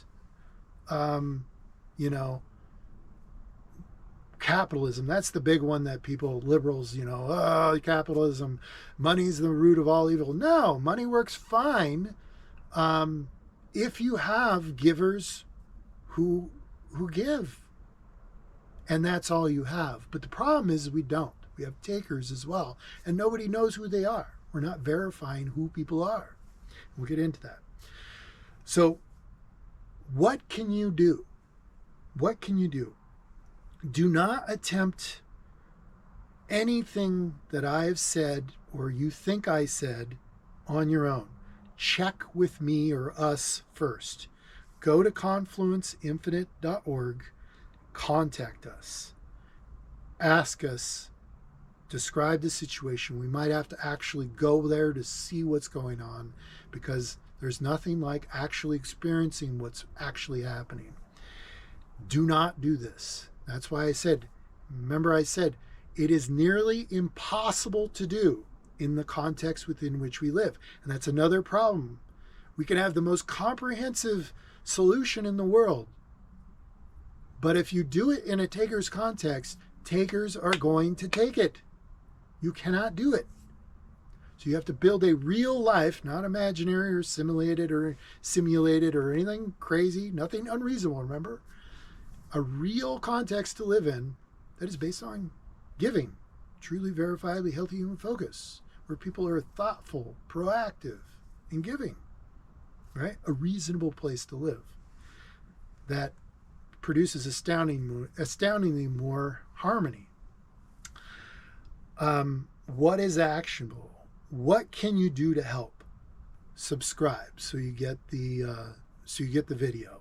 And if enough people do it, it'll trickle down some money to me, and I need it because I've dedicated my life to this, and it makes no money in taker's context. It doesn't get any truly verifiably healthy human focus by givers, because givers are busy perfecting their taking and escaping strategies the best they can. They're not very good at it, and living subpar lives and underperforming, and not focused on someone who's actually doing this. You can't tell. You have to verify it. So don't just give to me. Don't just subscribe and forever subscribe. Constantly be criticizing or be critically thinking about what's going on against facts and science. Don't just pander to it. That's what religious leaders do. They say, oh, we self-doubt. That's such horseshit. They don't. They pretend to do it for people who don't know how to vet things, how to think critically about things. So subscribe and like so that this can get in the eyes and minds of people, and share this video, but share it with, and this is important, with wonderful people only, truly verifiably healthy human-focused people, people you know are wonderful people, right? And I shy away from the word good because that's a moral good that's based on a religion, that's based on magic, and we want to get away from that. And we have ways we're going to try and do that, and we're going to do that. So share this, but share it with wonderful people. Don't share it with everybody. Pick those people who are, and I don't give a shit if this trends for the world or not. The first two videos fell flat. Nobody listened to them. Nobody watched them, but I suspected that was the case, and I suspect that's going to be the case for this one, because we don't want them to trend with horrible people. We don't want the people who empower the takers even more than you and I, the givers, do, to latch on to this, because when they do, they distract it. They take it and change it into however they want, because they're not verifying what's going on. So I suspect this video isn't going to get much traction either, but we want you to we want it to be popular in the for the people who are or come up on their feeds, for people who are truly verifiably healthy human focused. And I think the internet algorithms will imperfectly do that pretty well. So distract this less, right? For example, part of the reason why this is a healthy living sailing vlog with no sailboats yet, but we will, is because sailing and water is therapeutic for people who are going through trauma. And usually when people are in trying, difficult times in their lives, they go to believing in assumed magic or fall victim to a cult or something else, or commit suicide or something. So we want the givers who have been taken in this taker's context to get this in front of them. That's part of the reason why eventually we're going to get on the water, and we're going to, but also for reasons I'll talk about later, seastead, and I've talked about in previous videos, is because it appeals, it comes up on the algorithms for the searches or the feeds of people who are going through trauma. It did for me, and it will for others as well. And we can sort of promote that and get that to work if giving people of your characteristics, because you're being categorized by algorithms, like and subscribe here and share it with only truly verifiably healthy human focused people, or giving people, or wonderful people, however you want to put it, who you can verify truly are that way and aren't going to be spreading rumors that magic of any type is real. That's important. We don't want those people involved because they mess things up. So what else is actionable? I have personally funded this since 2018. It's come all out of my pocket. Now, I haven't spent a whole lot of money on anything, on much other than, my personal needs, because, it's a shoestring budget project so far. It's come out of my bank account. And this is, I live in the taker's context. People say, oh, well, live without money then. Well, I live in the taker's context. I don't have another context to live in right now, right? So I cannot do that. I have to live this way. And, but anyway, we'll get into more of that later. I currently have $42,000. Now people say, oh, well, gosh, that's quite a bit of money. You'll be fine. Well, that's my insurance. I, in case something happens in my life, I fall back on that money to pay for things that, my car gets destroyed, or something were to happen to me medically, or lose a job or something. And I've been working minimal jobs, like as low focus jobs as I can, and it's helped massively. Like there was one job I had where I had to focus quite a bit, and it was part-time, but it still drew a lot of my focus. And I had to quit the job because I wasn't getting anything done with this. So I took this very, very basic job where I can just be congenial and nice and make people happy, which comes naturally to me. Believe it or not, and I was able to focus. So I changed my context so I could focus more and have the behavior's emotional attention automatically, right? Because I go home and the context included some of this, but still I have to work. I have to take like 20 to 30, sometimes 40 hours out of my week, each week, to focus on other things. And my savings are getting depleted. The last video I had $50,000. Now I have $42,000, and that's, I'm a finance guy, and that really bugs me. So I am on the edge now of saying, well, gosh, is this gonna go anywhere or not? So I'm trying to get. And in one of the videos I said, previous videos, I said I want to give as little information out as possible. And I anticipated that this wouldn't be trending, but at least somebody would be interested. And so far, nobody is. Nobody's substantially interested in the public eye. Like, they aren't coming to me and working with me and going in front of the camera or contributing to something that goes in front of the camera and other people. So I'm going to go on a vacation, a trip. I've been working, I don't know how many hours. I don't want to know because it's insane. Like I work, and then I work on this, and I work on this in the morning, and then I will go to work. And it's just, and weekends, holidays, everything. Like I've tried to take a vacation several times, and I just start working because working on something that makes you sound crazy, changing the world, right, is isolating. So that comes to the next thing is so anyway, let me get to the road trip. The road trip, it's going to be a working vacation. I know me, and I really want this to work. And other people won't let me rest until it is going sort of on its own a little bit, at least. So I'm going to try to make this trend for people who are truly verifiably healthy, human focused, for wonderful givers globally, right? And we want it to go globally. So I will take your money. Well, I will take your money, but I prefer your company, your person. I want you to help me. And being human, just be human and be with me either on camera, online, but preferably in person. Come say hi and say, I appreciate what you're doing, and get involved.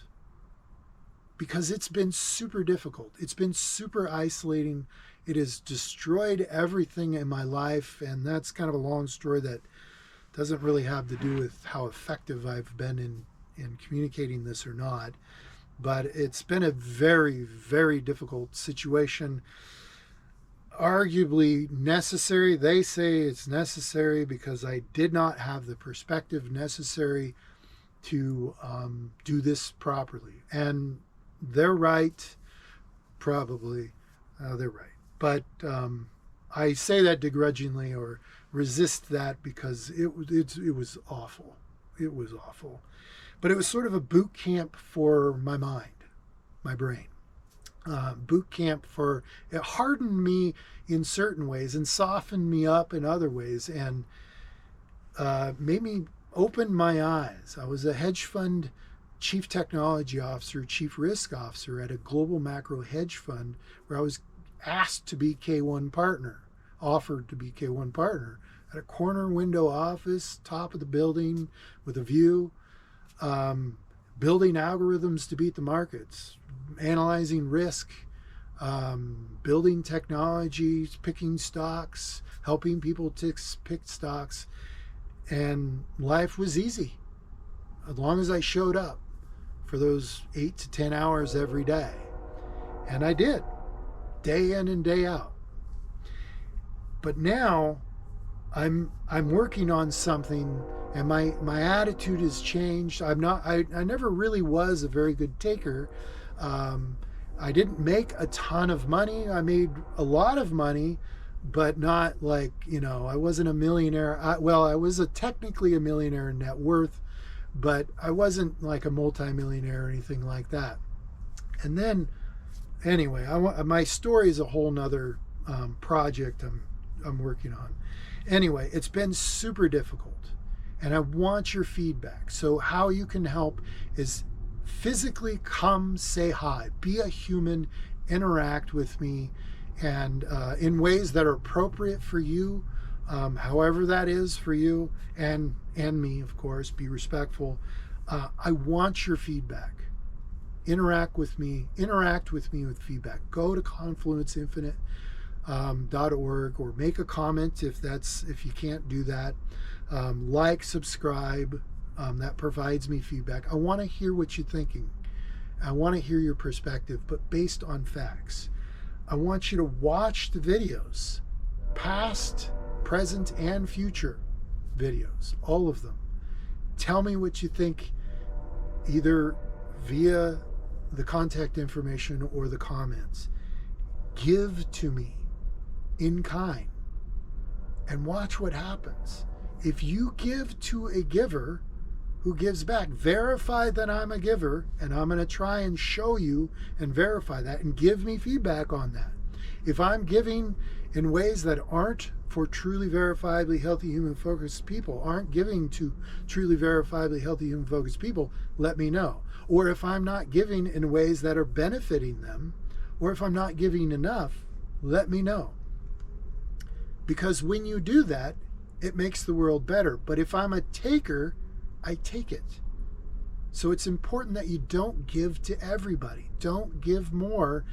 Give more to the give what you already give, maybe even a little less if you're a giver, to people who give back more or equal to what you are giving or thereabouts, right? And don't settle for anything else. Verify that they're giving. Don't assume that they're giving. And I'm giving you a way to verify. So this pay it forward bogus game, leaks benefit, doesn't ever work. It does not work. It ends with the giver giving and a taker taking and benefiting from that. And even though they might give, right, like the billionaires and millionaires give at the end of their lives, but they've taken the whole way, and then the last 5-10 years of their life they give a little, or they give a lot of money, which then perpetuates the taking strategies for life, and everybody tries to gobble that all up, and then it just keeps going, right? And so what I want is for you to give to me. If you want to give your money, you can. I need it, or I'm going to have to go to work, or you could lower my costs by providing things I need. And I'll mention those maybe in a video, but I need you, if you're going to give in kind or give money, I want you, if I get too much money or too much stuff, that is not giving. You're not giving your focus on the problem. Every penny that I spend, I will show you where it's spent. It's going to be an open book on my finances, all of it. Anybody who's truly verifiably healthy, human focused, and I got to be able to verify that, can see anything that I do 24/7, 365 on camera, in person. You can sit right next to me. You can see all of my digital media, everything. You can see every paper, every dime that I do, or that I spend. But what I really want to do is I want to lawfully, so we're not avoiding taxes here, don't avoid taxes, lawfully want you to give to me things that I need. Yourselves, I need people to be around, because this has been very isolating, as I mentioned a few times now. I want the things, including people, that I need in life, not the money necessarily. I need some money right now because I can't pay for, I can pay for things, and I'm going to have to go back and take time away from this. So what I want is the stuff. Give me the gasoline. Literally, bring a gas tank if I need it, and contact me first before you give to me. Money before you give to me. Financially before you give to me. But what I want is for you to avoid giving me money unless I need it. And right now I do need it. But I also, if you can't do that or don't want to do that, that's fine. You can give things that I need to keep my life forward. And this is the most important one. You can come help with the project. You can literally help. You can come be in the videos. You can come make a video. You can edit it. You can record it. You can give me ideas, feedback on it in person. Come help on with the project.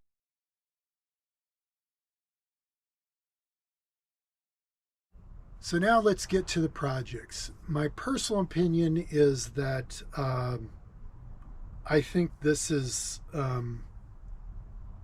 going to be funded by me personally, but boy, it would be great if other people funded it. And if I have to fund it, it's going to take me years to get to this stuff. But if people support me in kind and or financially and in person, your person, I want you here. Tell me where you're at. I'll go where you're at sometimes, right? If you do that, then this is we can do all of these projects and about 50 more that I've come up with, that other people have brought to me because of what I'm doing. But so far, I'm doing it all by myself, and that's a heavy lift. That's a lot. So the first project, Exposed Biosphere Project, the Rusty Bucket. where I am tempting not to just live off grid, not build green, not recycle, not upcycle, not reuse, not clean up the planet, not live off wild lands, not remove invasive species, but draw attention to all of that and do all of it, right? We don't want to just be leads. We don't want to be just corporate social responsibility. We don't want to be just good for people and, those things. We want to be comprehensively healthiest. As I put it, all of the ologies, right? All science, all topics. We want everything covered, living optimally healthy. And so this is going to be a learning situation, because I don't actually know what that looks like, feels like, or is, and whether I'm going to have to do it all by myself or not. I'm not sure. And that includes family, and that includes individually, right? So we have to treat ourselves comprehensively healthiest. We have to treat as a family, live as a family, comprehensively healthiest, and all the other ologies, biologically, physiologically, mentally, emotionally, evolutionarily, societally, everything.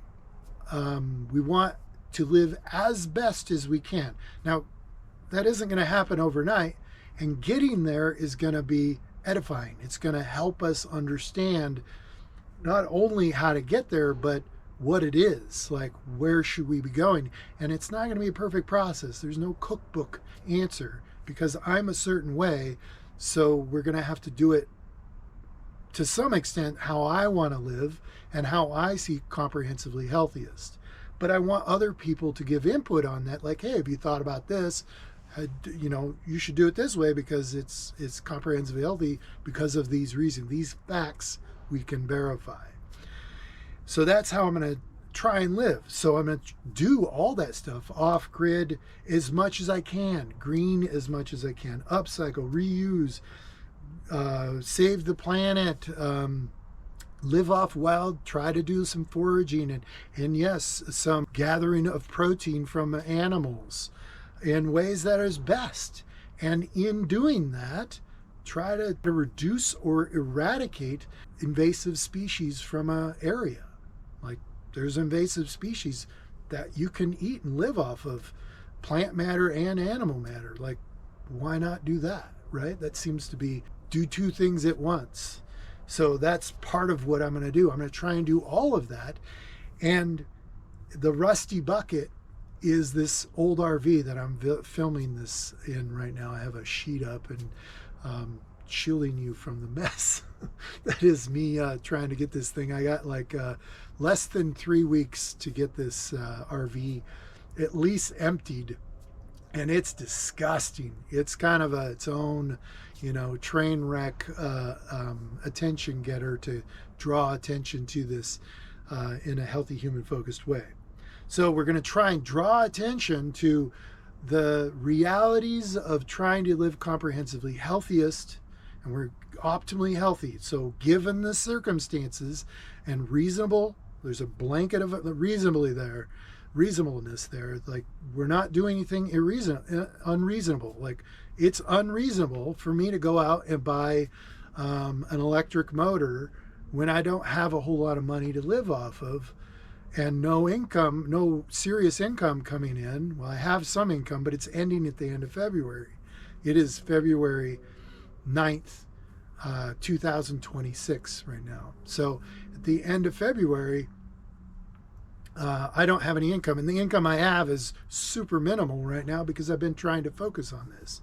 So, how do I make income? Can I get people to give to me in kind, financially? What does that look like? What happens to me, right? And what can we do with other people who want to try this in the future? Now, don't do it until I succeed at doing it, because we know how it works. Other people know how it works. We're just trying to figure out how it works for me. And I'm trying to figure it out. And me figuring out on camera is supposed to be funny and interesting and trying because I've been through a lot, and it'll probably take some trials and errors and failure and that sort of thing, but also bring a lot of wonderful people into my life and show that you can do it too, or you can come along with me or go along with someone else who's doing something that is also similar to this. And we want to do it and show other people how to do it. So my way I'm doing it is sort of the reasonable budget method. Like if you're not making a whole lot of money but you have some tucked away, you'll be able to do it my way. But then I want to redo it, and I want to do it with no money, and use the other projects that I'm going to talk about here to facilitate that and show that anybody anywhere in the world, in any semi-free democracy, you're not going to be able to do it in North Korea or China, for example. But any semi-free democracy, which most democracies are, it'll be doable. You can do this. And so anyway, I'm going to take this and try to live in this, make a exposed biosphere. So what's an exposed biosphere?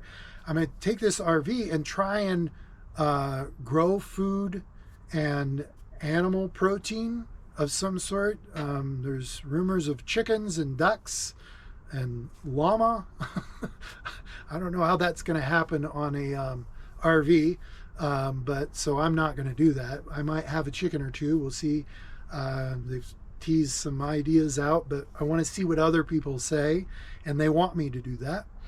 And we're going to try and live as sustainable, self-sustaining as possible. It might never get 100% green, self-sustaining, comprehensively healthy, etc. All those things that I listed, it might not ever get that way, but it has to be going in that direction, right? Before we get it on the water. And now this sounds super nuts to me, but it's super popular on the internet, so I'm considering it. Actually, literally turning the Rusty Bucket, this giant 34-foot RV from 1990, into a floating boat thing, which sounds goofy and gimmicky, but we're actually going to try and use it functionally. I'm not 100% sold on that, but it sounds interesting. And if people want to see it, and I think it actually be comprehensively healthy and get out sort of the world, because it's a crazy world, right? Crazy with a K world, and sometimes with a C world. So you kind of got to act crazy to get attention in this world. So we're doing that, right? And just in ways that are as comprehensively healthy as possible and a bit fun. We'll see. So we're going to try and make the Rusty Bucket motorhome floatable, like navigable on water, and make it, you propel it, you push on the gas pedal and you go, or whatever, and make it safe, super safe, and live with no drugs whatsoever. So anybody who's gonna come and live with me, be it for a day or just to hang out, there's no drugs involved. We don't want any drugs whatsoever, not even birth control, because we don't want we don't want advice or input or people around. Now, I'm not disparaging anybody who's like this. It's not comprehensive. It's not conducive to a context to live in that is truly comprehensively healthy when you have people who are unstable if not medicated. That's not best for how we want to live, and it actually influences us and puts pollutants in the surroundings of where we're at. That's getting a bit nitpicky, but that's going to bridge. They're saying it's not. There's important reason for that, but it seems nitpicky to me. I'll put that in there. But it's going to be super important when we go out and actually try to live on a seastead, a permanent seastead. We're going to do it first in an RV on land, Then in this, supposedly on this RV on water, it's probably a lake or a river or an estuary or maybe the ocean, maybe eventually, but that's going to get really rusty. But we'll see.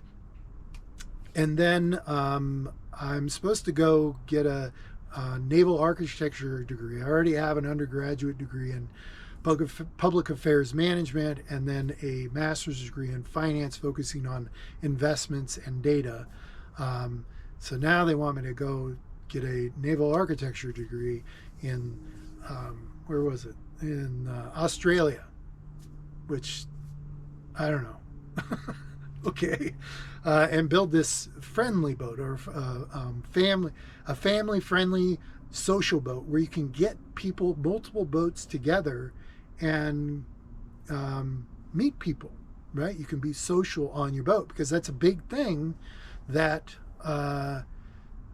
boaters sort of don't like is it's hard to be with other people on a boat. You have to be at the marina or on the beach or something like that. So we're going to try and make this boat supposedly into a social boat and get people together and create the first permanent seastead, truly permanent seastead, one that's there forever and you can take wherever you want, or is based in a certain area. And they want me to do that seastead in the 9-line area of, given who gave me these ideas and is sort of behind, not sort of, who's behind this. They want me to go to the 9-line area, which is the Philippines Islands that China's trying to take away from them because there's some line somebody drew back in the 16s or 1500s or something that they think gives them claim on those islands, and it's just total horseshit. They're just taking it away from the Philippines because they're bullies. So not all Chinese, but the Chinese government. There's wonderful Chinese people. I used to go to school with a lot of them, or some of them. So we're going to live completely without any drugs. No pot, no recreational drugs, no medical drugs. I don't take any drugs. No birth control, none of that. So if you want to live with me permanently, which, you know, I don't know how soon that's going to happen, but hopefully sooner than not, no birth control. You don't have to have kids, and you don't even have to sleep with me or anything like that. It's just no drugs, right? We don't want any drugs. And you can just come and visit and show your support like that. I don't want to, you know, get anybody creeped out or anything. It's totally legit. And I would like everything to be totally on camera, 100%, 24/7, 365 days a year. If somebody wants to see it, so far nobody's expressed any interest in seeing that. So I haven't done it. I literally had 12 cameras to do that, plus 12 sort of semi-stationary cameras, and then regular, you know, GoPro, hand cam, and phone cameras.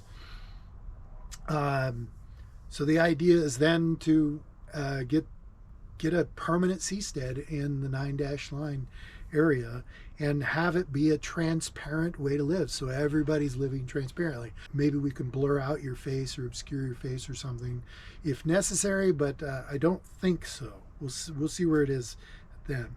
So we're not doing anything illegal. We don't want to do anything illegal within reason, right? Like there's going to be mistakes that happen, I'm sure. Everybody has mistakes. And we're doing everything reasonable, right? I mentioned that before.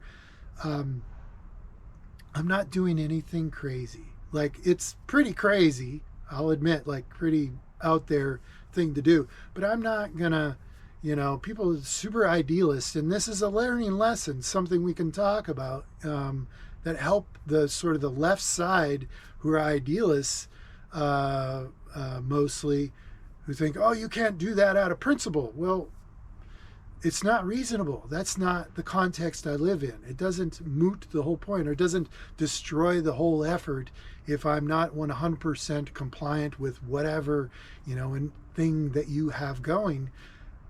the idea is to get things moving in that direction and make it show that if we're reasonable about things, reasonableness ensues, right? It's a mentality.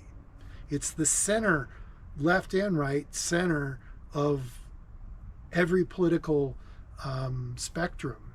We're appealing to those, the reasonable people, not the extremes. But we will appeal to people who are extremely awesome, right?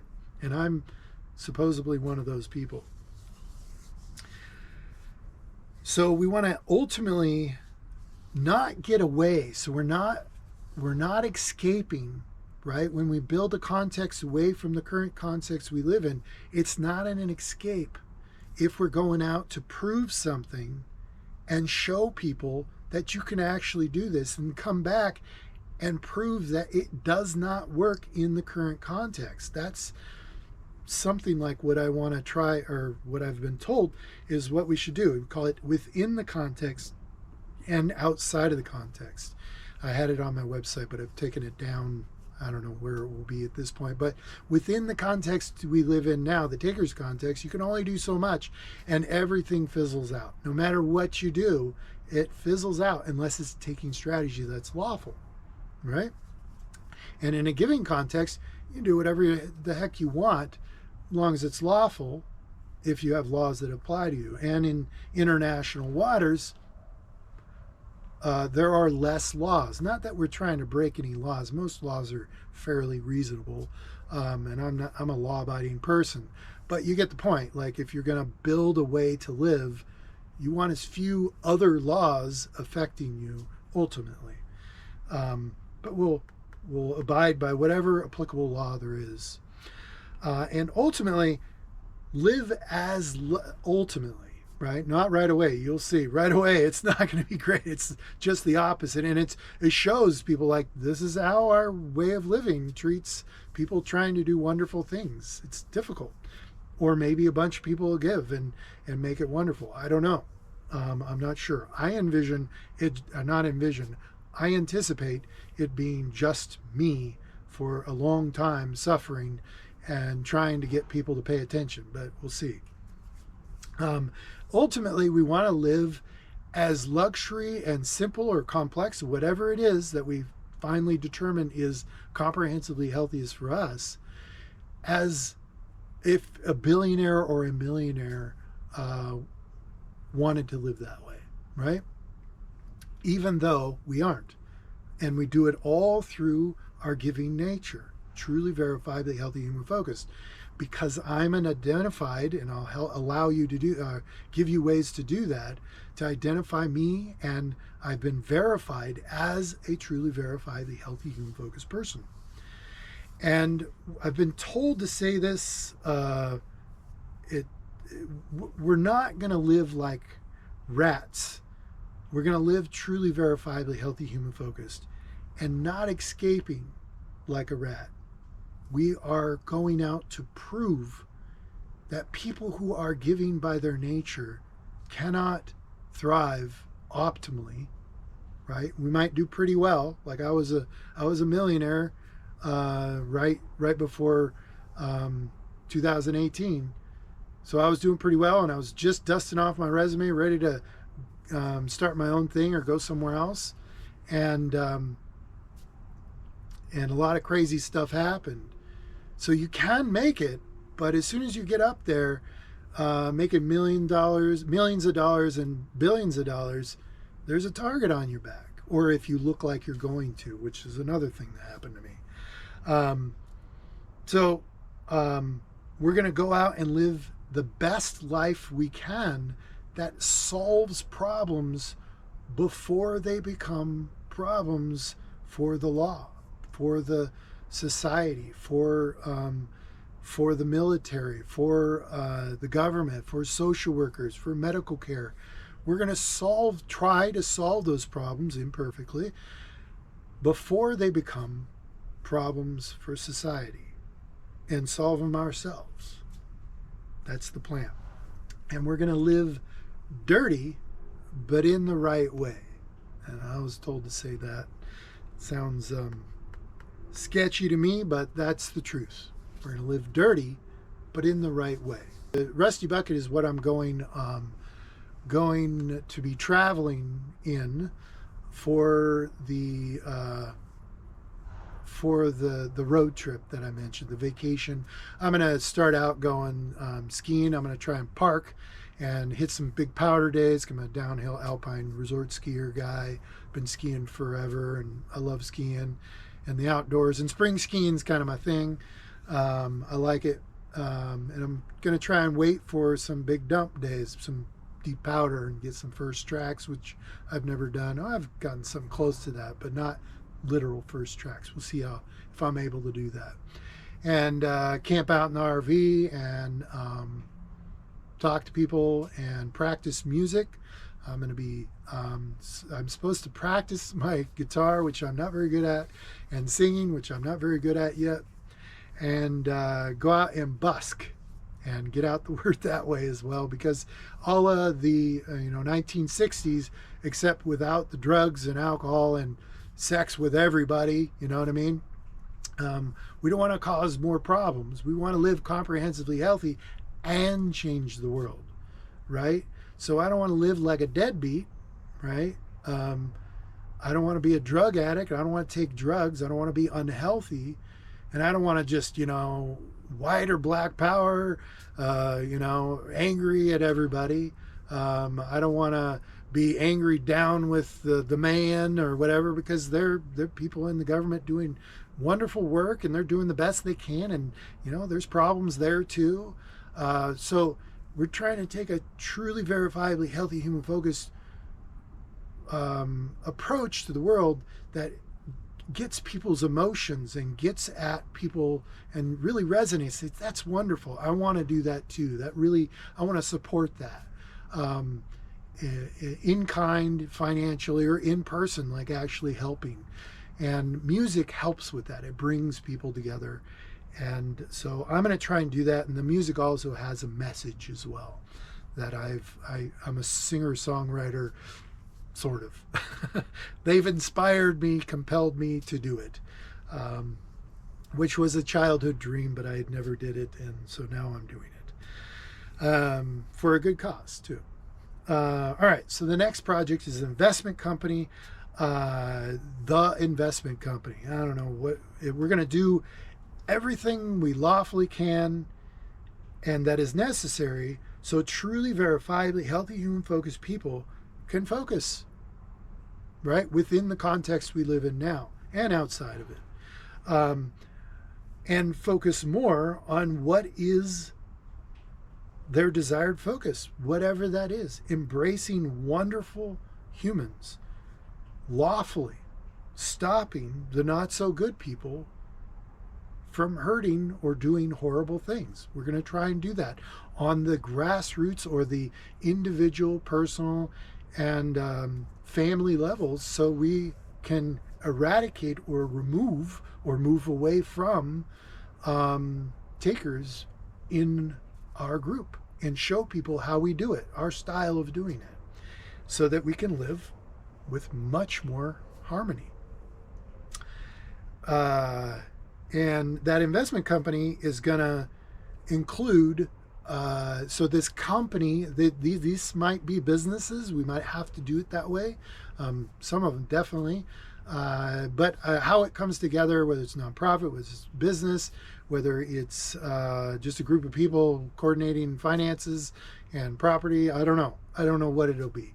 Might be a trading company. I'm not sure what it'll be exactly. But we're going to involve banking. We're going to involve MBS, mortgage-backed securities. We're going to involve, or something of that type, that nature, property investment, private equity, trading strategies and tips on stocks and portfolios and investments of all vehicles. The truth, we're not going to be selling it. We're not going to be making any substantial money, and what money we do make, if we do, everybody's going to know about it who contributed, and or if you are truly verifiably healthy, human focused. And we're going to help people. We're going to help giving people with their finances, so they don't have to worry about finances and charge them nothing at cost, very little, whatever we can that is the least amount possible, because I'm not in this for the money.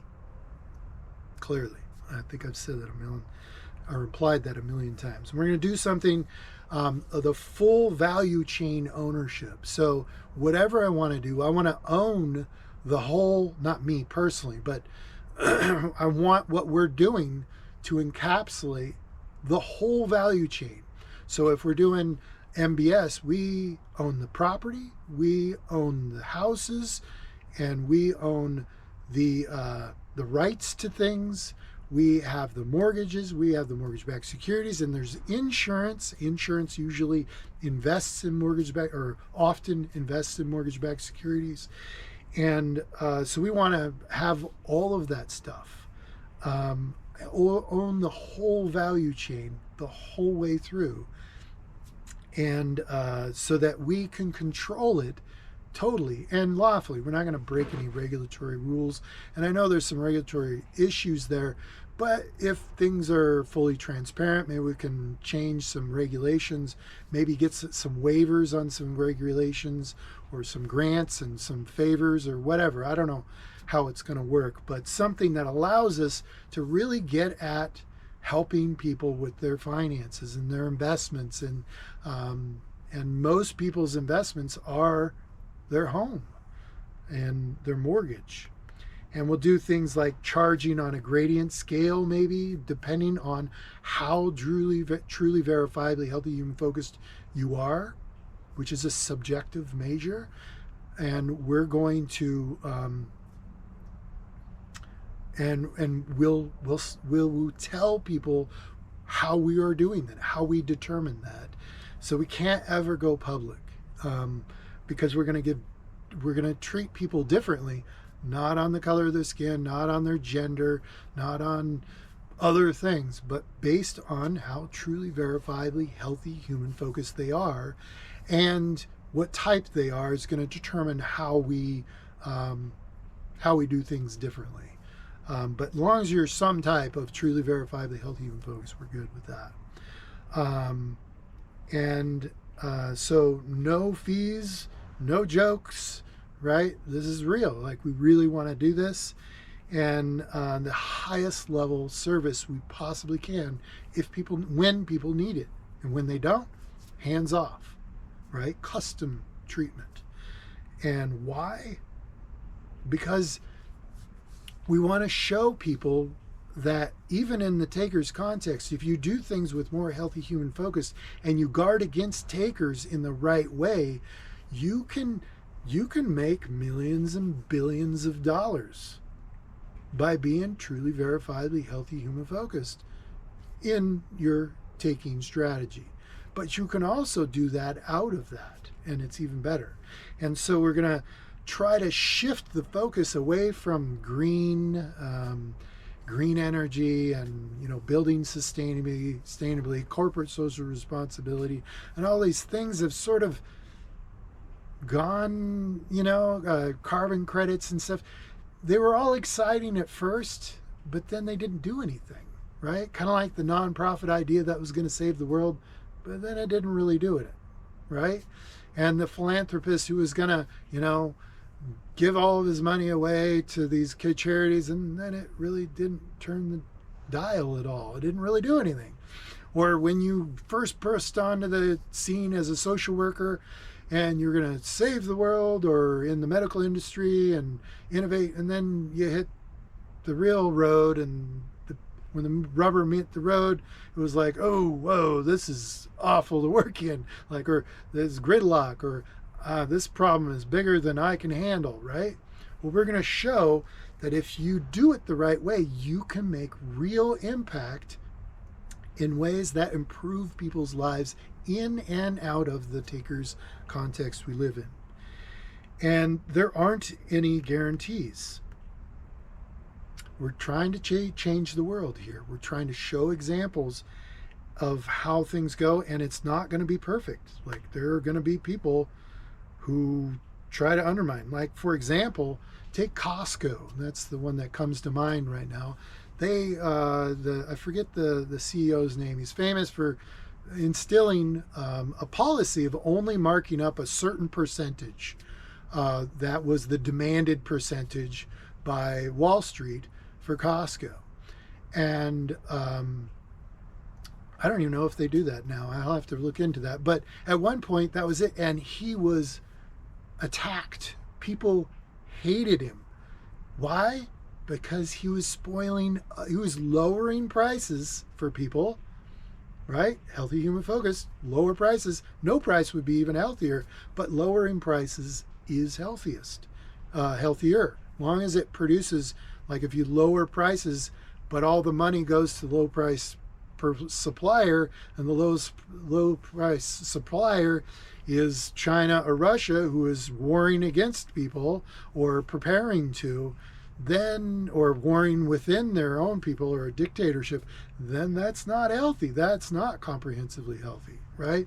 So anyway, putting that aside, he lowered prices by only marking it up a certain amount, not opportunistically marking things up. And people loved it. They flocked to it. It was astoundingly better, right? And it's still popular today. So, or the time, February 9th, 2026, that I'm making this video. And because he did that. Another one's Craigslist. It was totally free at one point. Everything was free.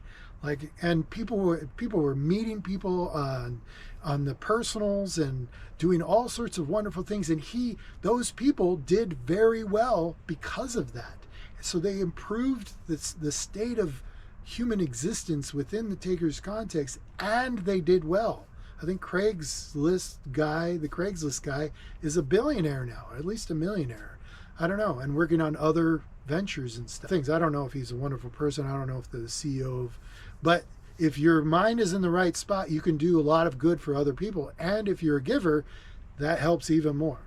So I don't know who those people are really, but those are examples of ways that people have done for-profit businesses or nonprofits that were very impactful in people's lives and may turn the dial. Like they saw the difference. The next one is distilling the context. What it is really. What is the context that I keep talking about? So what I'm going to do is sort of spread it out and sort of take it apart. That's what distill means, kind of. We're going to separate the different parts of it and show you what the context really is and why we call it a taker's context and all that sort of thing. We kind of hit on that, but tell you what it really is. And that's really part of an educational series, which is a main part, but not the only part of the 2K KrazyKnots video series. It's the distilling the context is the context, the C and CF bear model. So we're just going further and building on that CF bear model. Let's go to the next cumulative education thing that we're going to do. And we're going to keep doing that, keep building on that until it gets literally to a way to live that I did not come up with. And I'm a little nervous about talking about it because it's dirty in the right way, and it's comprehensively healthy, verifiably comprehensively healthiest. Like you can go out and verify that it's healthiest for you. And we don't want anybody believing us, so it can't be a cult. Okay? Don't accuse me of that. And I'm not a pervert or anything like that. So don't accuse me of that. You can verify that. And if you don't verify that and just accuse me of that, then you're just lazy, right? So don't be lazy. And this way to live is designed to permanently, comprehensively change the world. And we didn't really design it. The modern elements, how those play into it, is designed, but evolution doesn't design anything. Don't say that. Evolved humans such that we used to live some ancient way of this, but now we've evolved too far, and we'll talk about that. Now we're sort of trying to do other things that are leading to horrific results, and we're going to talk about that as well. But this way, if we go back in the individual family dynamics, but stay modern if we want, for people who want it, in how we live, we can have the best of both worlds and live comprehensively healthiest. And we're going to prove it. And nobody lives this way. So for those people, oh, you're doing this, oh, you're doing that. No, we're not. Nobody lives this way. Not even the clandestine operators who brought me this idea. There, I let the cat out of the bag. It's in the previous videos though.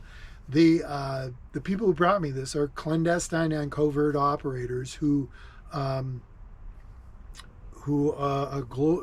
to be a global consortium of people doing that. They live elements of this the best they can, and it produces astoundingly better results. But because they have to live covert and clandestine operators, they have to make it look like something it's not, and which isn't comprehensively healthy. But it's the nature of the beast. And so we're not living ultimately, we don't want to live just healthier or healthy. We want to live healthiest, optimally healthy, which is not perfect, right? The healthiest we can. And that will produce, in a way that produces astoundingly more harmony globally for all. So this is a cumulative education series, so we're going to build on other ideas as we go. So if you're watching this video, go back to the first video. It's pretty edgy and weird and not very good, but watch it. Watch the second one, and then this is the third one in there, and we're going to have a fourth and fifth, and we're going to have other videos about me demonstrating certain parts and some other things about other parts of how we live and whatnot. So we will be explaining that. Anyway, this way to live will be taboo for assumers, people who assume, people who don't verify things. But nobody else will think that. They'll think, okay, I wonder if that works for me. Or, no thanks, but go for it, right? And that's cool. We like that. The people who call it a cult or call it taboo or whatever are just nuts. If you verify it, it's not going to be that way. I'm just not interested in anything that's unhealthy, comprehensively unhealthy. So it's an education project. Amongst the things that we will be covering include the true importance of family in and out of the cult of assumption we live in, where takers take in their taking context, and us underperform. The givers underperform. You and I underperform, and the takers outperform. And the true giver's context to live in is just a fancy way of saying our lifestyle, right? Your lifestyle, my lifestyle, different, but similar in some ways, and everything else that matters, that affects us really, that we can verify really affects us. None of these ideas were originally mine, but we will be touching on things like brain folly, like when you pursue happiness, that's actually brain folly. You shouldn't be pursuing happiness. And we'll talk about that. And there's a much better way to be happy by pursuing something else. And we'll talk about that. The clever lying man is another topic that I didn't know. None of these are my idea. The clever lying man is what every single young man is, whether he believes it or is honest about it or not. Every young man, and I'm told below the age of 52, is a clever lying man. Some of them not clever. I should qualify that, but we'll go into that. This isn't the place to talk about it, but they are at the root of part of why the context is the way it is. taking context because they're not initiated. They have not learned the lessons. And we'll talk about why that's important and how we used to live according to these people. And I get it. This sounds like I'm building something that's for me. But if you're going to have somebody explain something and go through all this arduous effort to explain something that's good for people and have them sacrifice so much, it probably behooves you to have somebody who's going to benefit from that. It's squarely framed for, right? So just because it benefits me, and if you really think about it, because it benefits me, it's evidence that this is a real thing. And you can go out and verify elements of it safely that it's actually true. Okay? So the next element of this education series, or distilling the context, we'll get to, the next video we'll get to eventually, is the masochist detriment, and or the masochist duality, fulfillment, evolutionary, and biological paradox. And I'm not disparaging anybody who's masochist. I feel for you. It's terrible. It's not good for you, but you think it is, and it's not good for humanity. And we're going to talk about how that has come about and why it's massively important to try to take society in a different direction, the human species in a different direction. The biggest one is, if you're a masochist, you like things being bad for you. And so if you have masochists, is it any wonder the world is dysfunctional and doesn't work well for us, detriments us, if you like detriment, right? Think about that. And there's also some learned element of it as well that is, how should we say, because we are detrimented so much, we start to turn towards pleasure in that for a while, until we realize a lot of people who've been masochists for a long time and run, not all of them, but most, run into a brick wall and it literally kills them or hurts them badly, and they stop doing that. But it plays into the no pain, no gain. I'm not a no pain, no gain guy. I want no pain and gain, and or as little pain as possible. But I'm willing to work hard for it if it makes sense, right? Solve a problem. So the next topic, one of the topics we'll cover, I'm trying to give people a smattering of sort of the wild ideas, right? None of this is bro science, because I'm not saying this is true. I'm saying these are ideas, things we should verify that are true. I know I keep saying verifiably, but I cannot say it enough. We're a bunch of assumers, myself included. I have to stop myself and verify things. Anyway, there's this crazy concept, and this one's probably the most out there one of all of them. I have zero evidence. Well, I shouldn't say zero, but I'm leery about saying it. But it is the ancient naturalist breeder kind cannibal. Yes, it's a weird one, and it borders on crazy. Like but these people say that it's true, and they say it's happening again.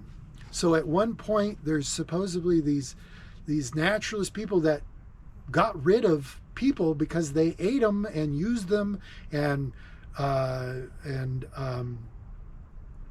used them in gardens and in swamps and in places to grow to refuel the world, right? And there were breeders, and they thought about things, and that's what evolved into a mind that was really really a success, a modern brain that was successful. And in addition to that, and that's what split us off from other types of proto-humans or something like that. So anyway, something like that. And then we're going to talk about something like that is still happening, called or happened again. Is happening again. I'm not sure. I got to look at my notes. But with mega masochists, bigoted fascist people who are extremists, and then on the other end of it are people who like to connect with other humans, people who like to be happy and feel good about the world, who are into the natural environment, like the outdoors, and don't like heavy-handed people, authoritarian figures. Don't need that, don't want that, and see that is not healthy. In other words, not crazy people. Crazy with a K, right? We're talking about the not crazy people. And they say there's literally a bifurcation occurring in the human species where we're sort of sorting that out. We're fighting that out and seeing which survive. It's not good and evil, but it kind of is, right? And without magic aside, it's good guys versus bad guys, good girls versus bad girls kind of thing. If you look at China, Russia, North Korea, right? And in the United States and other areas where the MAGA movement and Maha and all that stuff is doing one thing, and all the rest of us are like, what the heck are you guys thinking? Like, why did you elect that person? And I mean, the list goes on.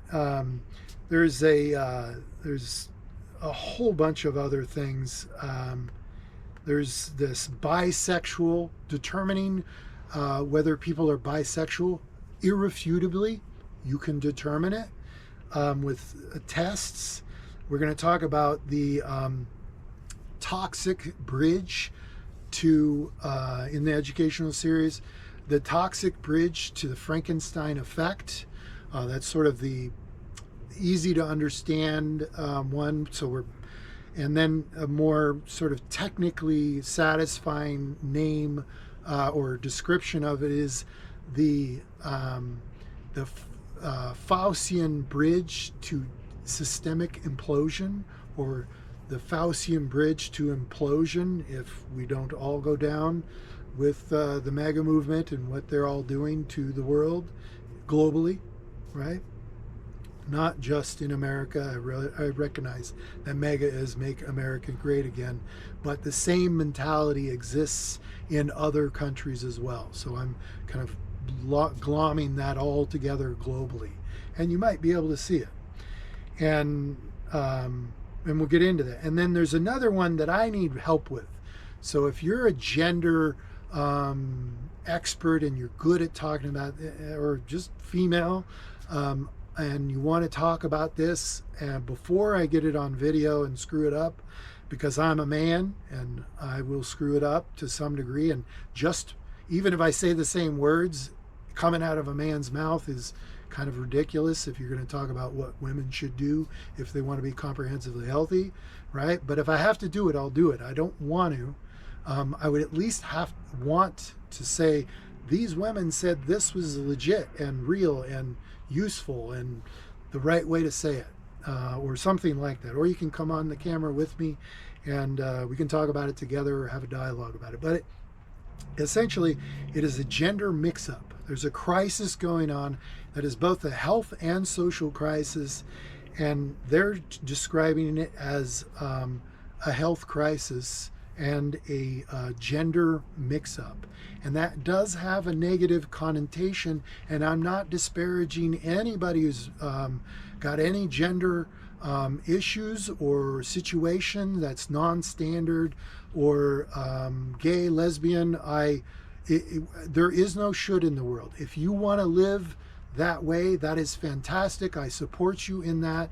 And I am not here to tell you you're unhealthy, but there is a discussion to be had there that involves all of that stuff that affects humanity forever, that we need to talk about. And if we're going to turn this battleship or this Titanic around and get it pointed in the right direction, we have to have that discussion. And it's best if we have people who are experts in that area. And given my background and how I grew up, I am not an expert. I grew up, and you might be able to tell how I talk with my hands and that sort of thing. I grew up in a hillbilly redneck area, and I am not a redneck. I am a little bit of a cowboy hillbilly, a little bit, but a sophisticated one. I'm not bigoted anymore. But at one point I grew up with that sort of notion about the world. I never hated on anybody, but I have that lack of robust vocabulary that describes and is sensitive to that stuff when it's massively important to be sensitive. So we need a woman to talk about that. Anyway, the next topic, ending on the gender stuff, we'll get right into demonstrating the way to live, demonstrating the WTL, WTF. And I didn't come up with that. I think it's a little bit wonky of a name, but we're demonstrating this way to live and actually acting it out, because it's hard to explain, but the way this communication goes, it's a difficult communication process that is trying my patience to no end. But in acting it out, we will be able to portray what it's like and experience elements of it and see that it is beneficial and where it could trip things up. So what we're going to do is try to act it out so that people see it, attracts people. Oh, wow, I like that. That's interesting. That's attractive. That pulls my attention. And I see where that's beneficial and not dominating, and or so on and so forth. So acting it out gets that portrayed properly or better, and then we're going to live it for real, like live this way to live for real, and including DNA and all those things that are adult and taboo. We're going to handle those in this way to live, so everybody who looks at it can say, and who's honest can say, I'm at least interested in that, looking at it, right? And it's not just going to be, sexual. It can't be, because that's not real life, right? And I don't want to distract this, but we want to talk about it and show how people can be super sexual, not hypersexual where it's actually a detriment to your life, but be robust sexually and pervasive and healthy, and raise the best children in the world, the most well-adjusted, healthy children in the world. And you cannot do it without that. And how connected those people are, those families are who live that way. So we're going to talk about that, and the ins and outs of that, and demonstrate how you can do that. It's a film production of some sort. I don't know how lengthy or involved that is, but I'm open to ideas, and let's tackle it. The next project is called an oil rig project. Basically, we're tackling, it's not just the oil, it's also aggregates, it's also the music industry, it's also some of the medical industry is got some addiction problems, and there's some bad apples in that industry, I'm told, by clandestine operators who watch it, who watch every element of society, or try to. So we're gonna revamp. We're gonna try and redesign and reinvent things that siphon benefit and focus away and money to people and organizations that are not healthiest, comprehensively healthy. So we're not taking down any industry. We're not targeting competing with anybody, but we're throwing our hat in the mix and showing the industry and people that you can do an oil rig and be far more, not entirely, right? It's not going to be perfect. Far more healthy human focused. You can be far more green. You can be far more better for not just the environment, but for the people involved. Like there's mass hirings and mass firings of people and good old boy treatment where the money all stays with this, not entirely, but a lot of it stays with nefarious minded people who support things and people that are horrendous. And that happens in the mining industry, aggregates, construction materials, some construction. And so we're going to be tackling some of those industries. And we're going to, I've been told to tease the project name Project RAM, RAM. So the next project is Clear Good. And again, we're not doing anything illegal. We're just doing things the right way, right? And some tree hugger people who are care about the environment, are not disparaging you, but who are idealists are going to hate us.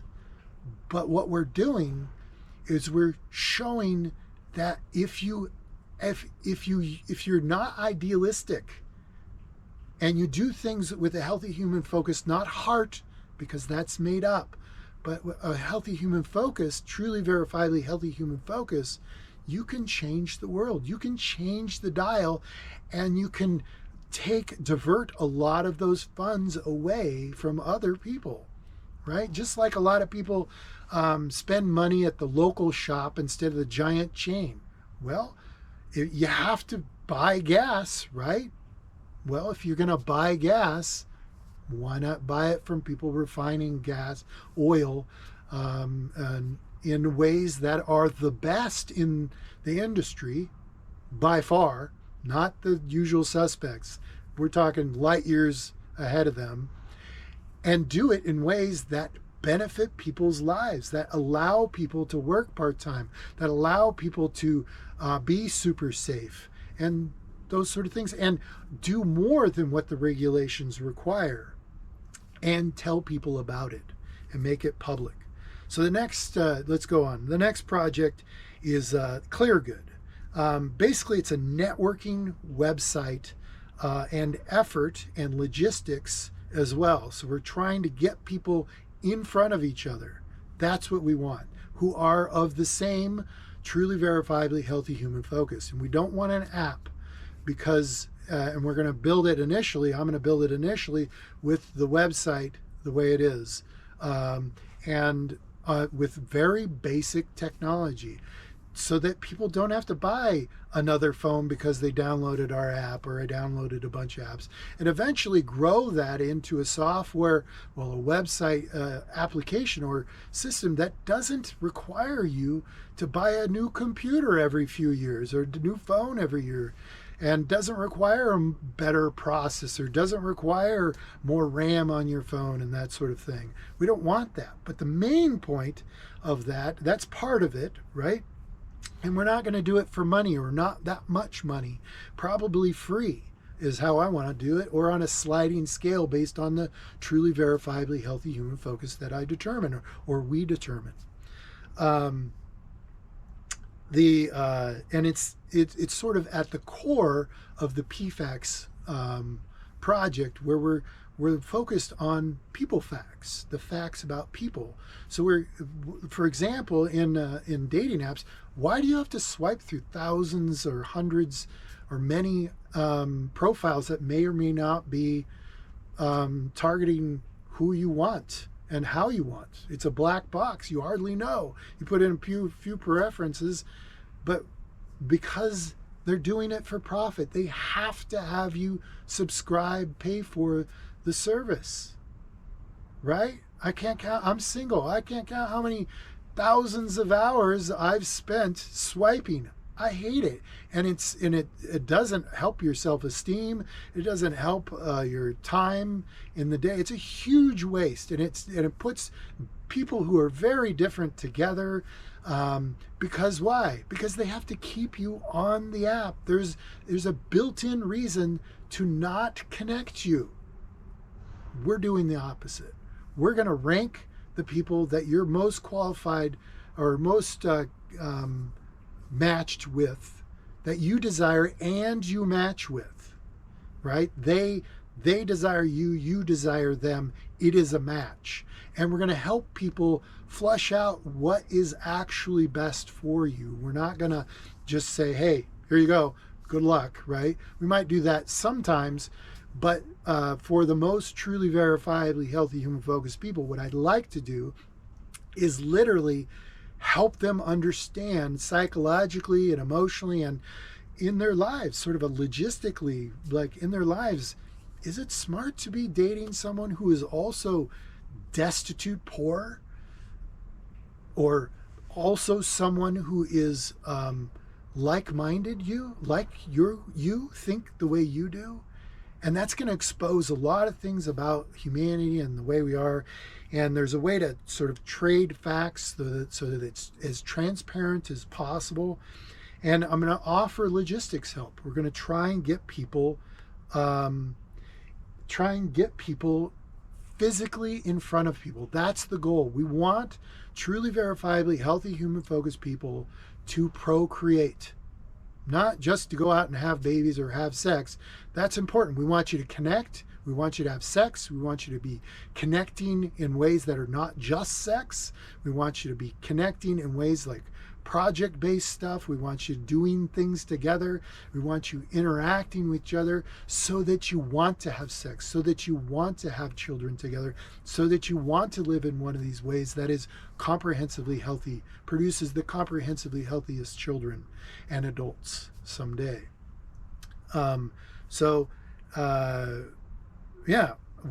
have no funding for that right now. I pay about, $200 or $300 a year to host the websites, and I make the website myself, and there's not much to it right now, but I've been playing with some things that are easy to do, like I can program them, and I have no problem for other people in terms of privacy, and there's some technical things that I've been working with and IT heavy things, and I'm not an IT expert, but I can, muddle my way through it. I'm not a web developer, so it'd be nice. But we don't want to make it this big programming paradigm, OOP thing. We want it to be as simple as possible. And I do really mean that. So we don't have any, regardless of your finances, we want you to get you involved with other people who are truly verifiably healthy human focused. And in that, I'm going to go first in that effort of being transparent. I want to make my life as transparent to you as possible. And I mentioned that before. I have 12 cameras. I want to put them in the RV or wherever I'm at, or the boat, or wherever I start doing this. I have them right now. I can use them. I can connect them to the internet, and you can watch me 24/7. And you can sit right next to me and watch me. And I want that to show people that it does not pay to be private if you do it right. And if you do it wrong, you could pay with your life or livelihood. And so in naming it Clear Good, so that project is called Clear Good, we're naming it Clear Good because we want to sort of revamp and reposition what good is. Good has been, for a long time, it's been a moralistic good, an ethical good, be kind to people, the golden rule, right? Those sort of things. that isn't, as it turns out, comprehensively healthiest. Those things help many people not murder other people and sort of learn, the psychopaths can learn, the people who need all the rules to be good to other people who are good to other people, they need that. But we're also going to shed light on the fact that being lawfully bad to bad people who are verifiably bad, not assuming they're bad. Now that's where you get in trouble. If you assume they're bad at all, then that's super bad. That's even worse. So if you're not sophisticated, you don't know how to verify people, don't be bad to people. Well, don't do any of this. But we're going to teach people that being clearly good is causing detriment to people on the individual and personal and group or family environment. If it's an entire family, is good. That's where the real law enforcement, if you will, happens, where the real punishment occurs in the family with individuals before it gets to higher levels in society where givers must sacrifice and underperform. And that's part of why the world is going in the shit can, is givers everywhere, whether you're a military person, a fireman, a nurse, a community organizer, a soccer mom who brings the oranges to the soccer game, etc. You're doing that more than the takers. So you are detrimented more than the takers. So the takers are outperforming. They have more money, more time, more children, more healthy children, more options, lower risks, because they don't spend the time on that stuff, right? They aren't making the video to save the world, right? So we got to change that. Otherwise, catastrophe. And we're going to get into that in another ARCs video. We're going to talk about it. All right. So there's another, the projects goes on forever, but for a long time. But so there's another project called My Life, Family, and Personal Health Style. That's not a very whiz-bang name for it. It's literal. My life is unbelievable, and not in a good way.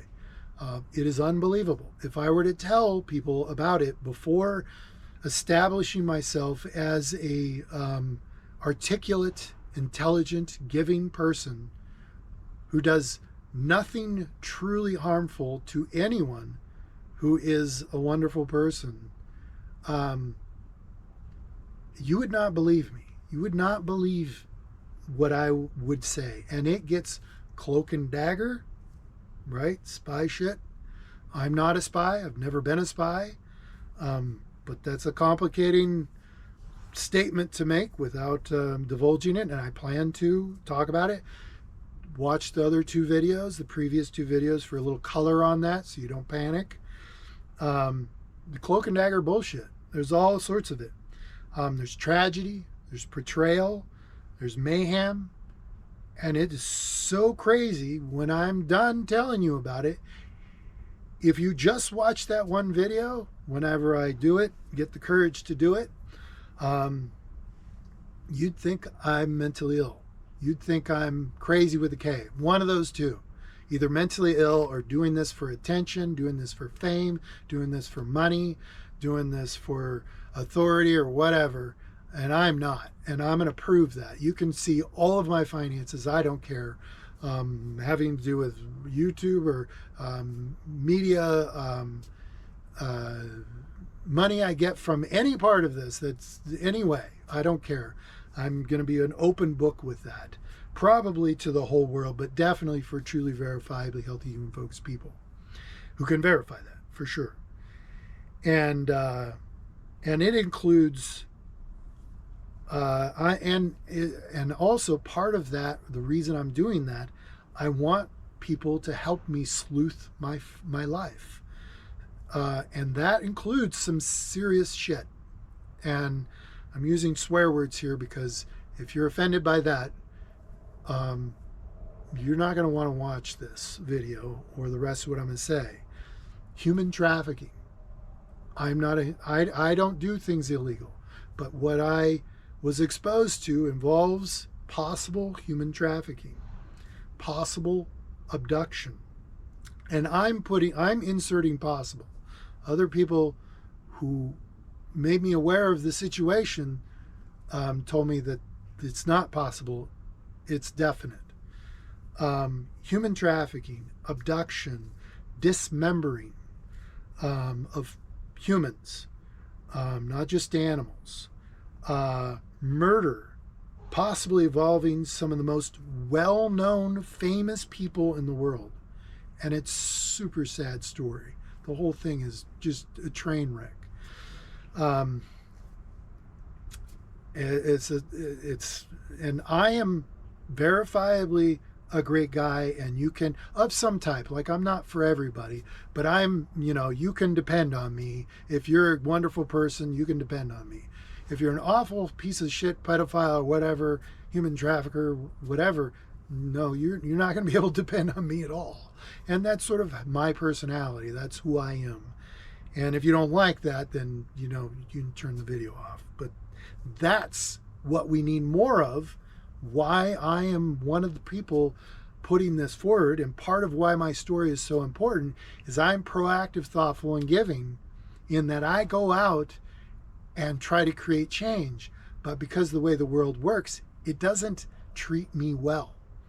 And if we had more of what I am, in a way, on the family and individual level, not breaking any laws, then, and I don't break laws, and I haven't, willingly anyway, if we have more of that, of how I am apparently on the family individual level, we would eradicate nearly all problems in the world, because we wouldn't produce humans that are nefarious minded.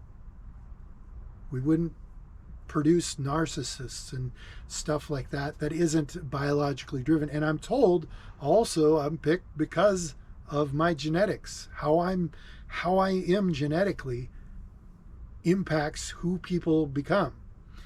And we're going to talk about that too, and the sort of the ways that can go wrong. You could literally make a very, very complicated, or a few movies on how my life, especially since 2018, but even before that as well. It would be an epic, probably a few movies. And if it's factually true, it'd be super complex and difficult to tell, which is part of the reason why I haven't told it yet. And we'd have to dumb it if it were a movie or a story or book, which people have told me, hey, you should write a book. I'm told not to. I contemplated it, but as soon as you write something down, people have that book forever, and you can't really change it. Video is a little different. People can record the video and it exists forever, but you can also put out a correction, quickly put out a video that corrects that, says this video is, or you can take the video down, be responsible. You can't take that book back. You can take the video down. And that's important. And I'm going to have to do that at some point, I'm sure, because I will have made a mistake, and because I'm human. And in showing that process is the reasonableness we need to show in the world, more in the world, not this exactness, everybody looks beautiful because they got plastic surgery crap. None of that. We want to be raw and real and show who people really are. So anyway, the next project is how the clandestine operators gave me all of these ideas that creates perfect transparency in the world. Nearly perfect, I would say perfect. And it's more cloak and dagger bullshit, as I say. And you can verify it. It is not something I made up. And if you go on the website, at least right now, I think I'm always going to have something there. I'm going to give you ways to verify. You got to read the website and learn about it. And it is super, super scary and wonderful. It is worse than nuclear war, far more insidious. But just like a gun, or just like a rock, right? I can throw the rock at your window and harm you. I can throw the rock at your head and kill you. Or I can put it over, I don't know, a geyser and stifle the geyser, right? I don't know. I just made that up on the fly. But with anything powerful, and they had to apparently create this, it is massively important, and we use it for communications.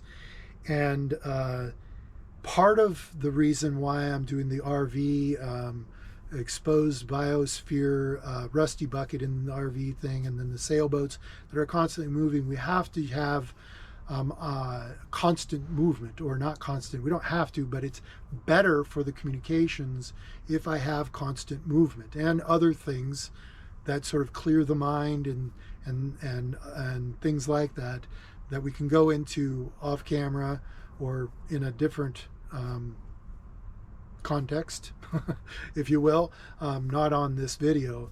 But the main thing is I have to be moving, and I don't have to be. It's better off if I'm moving. So if I'm moving this handover with this whatever is going on with satellites and cell reception and whatever they're using, I don't know what it is that they use to communicate this way. Whatever is involved in that process requires some type of you could characterize as handing over to a different device as one goes out of range and one comes into range, or comes into higher power or something, higher effectiveness, if you will, strength. That's probably a better word for it. So anyway, there's some handover thing that if you're nefarious and you're trying to interfere with it, and people are doing that, and have been anyway, that handover is more difficult and takes more time if you're nefarious minded. So if I sit in one spot like I am now, I get lots of interference with this communication method. But if I'm moving, the handover is much easier for the quote unquote good guys, the people who are clandestine operators, who are trying to put forth the reality that we can actually live far better in the world, and this is how we do it. And I recognize that that the way I'm saying things puts some vagaries in there and could be taken to a place that makes me out to be this wacko, unhealthy person. And part of the reason we're doing that this way, and part of the reason I'm mentioning what I just mentioned, is because assumers will assume that. Verifiers will verify it, whether it's true or not, right? And that's how we vet it. Part of what will help. It'll just keep the volume of assumers down. It won't eliminate it, but it'll keep them away to some degree for a while, till they recognize that it's actually true and that I'm not crazy, is it with a K or with a C, and doing nothing illegal or unhealthy or immoral or anything like that. Although moral is a bad way to, probably immoral to some degree, but if you have sex with somebody who you're not married with, that's immoral. So whatever. It's I don't know. You know what I mean. You can write it down and make note of it and come back to it later. And when that happens, it's like a deluge of information. But it's super dangerous especially if I'm driving an RV, right? So if I could get a co-pilot or 10 or 20 of them, that would be fantastic. Or just people who want to drive legs of the trip and hear what I'm talking about. I'll talk out loud if you want. Some of it is awkward and weird because, and I'll have to explain that to you. I don't want to get into that. That kind of derails it. But anyway, so if none of those projects or the other projects that I have a grocery store food line project that I wanted to do, that I thought of, but they didn't want me to put on here, but I'm putting it out there a little bit in case somebody's interested in that sort of thing. What I have planned, all that, if none of that happens, right? The Exposed Biosphere project, Rusty Bucket, if I don't announce all that stuff and I don't do any of those projects, the investment business or company, if I don't do any of this, what am I going to do? So the alternative is, and I alluded to it before, I'm just going to go out, make a bunch of money, and finance it myself. And I'm asking people in law enforcement to get involved, either above board or in the public eye, and or on your own. Like, you can come be a part of this. I want you to be part of it, because if you're truly verifiably healthy and focused, and not everybody who's in law enforcement and clandestine operators are, I'll tell you that for sure, because I've run into some that are no bueno. So we want you on board. So what I'm going to do, if it doesn't work out, as a strategic giver, I'm going to show my plight. I'm going to show my effort. So one way or another, I'm going to get this done or I'm going to die. One of the two. Please don't kill me though. So the idea is to show what happens to a giver. I don't know what's going to happen. We don't know. These clandestine operators say they know what's going to happen, but they aren't telling me, so I don't know. And it's a little nerve-wracking.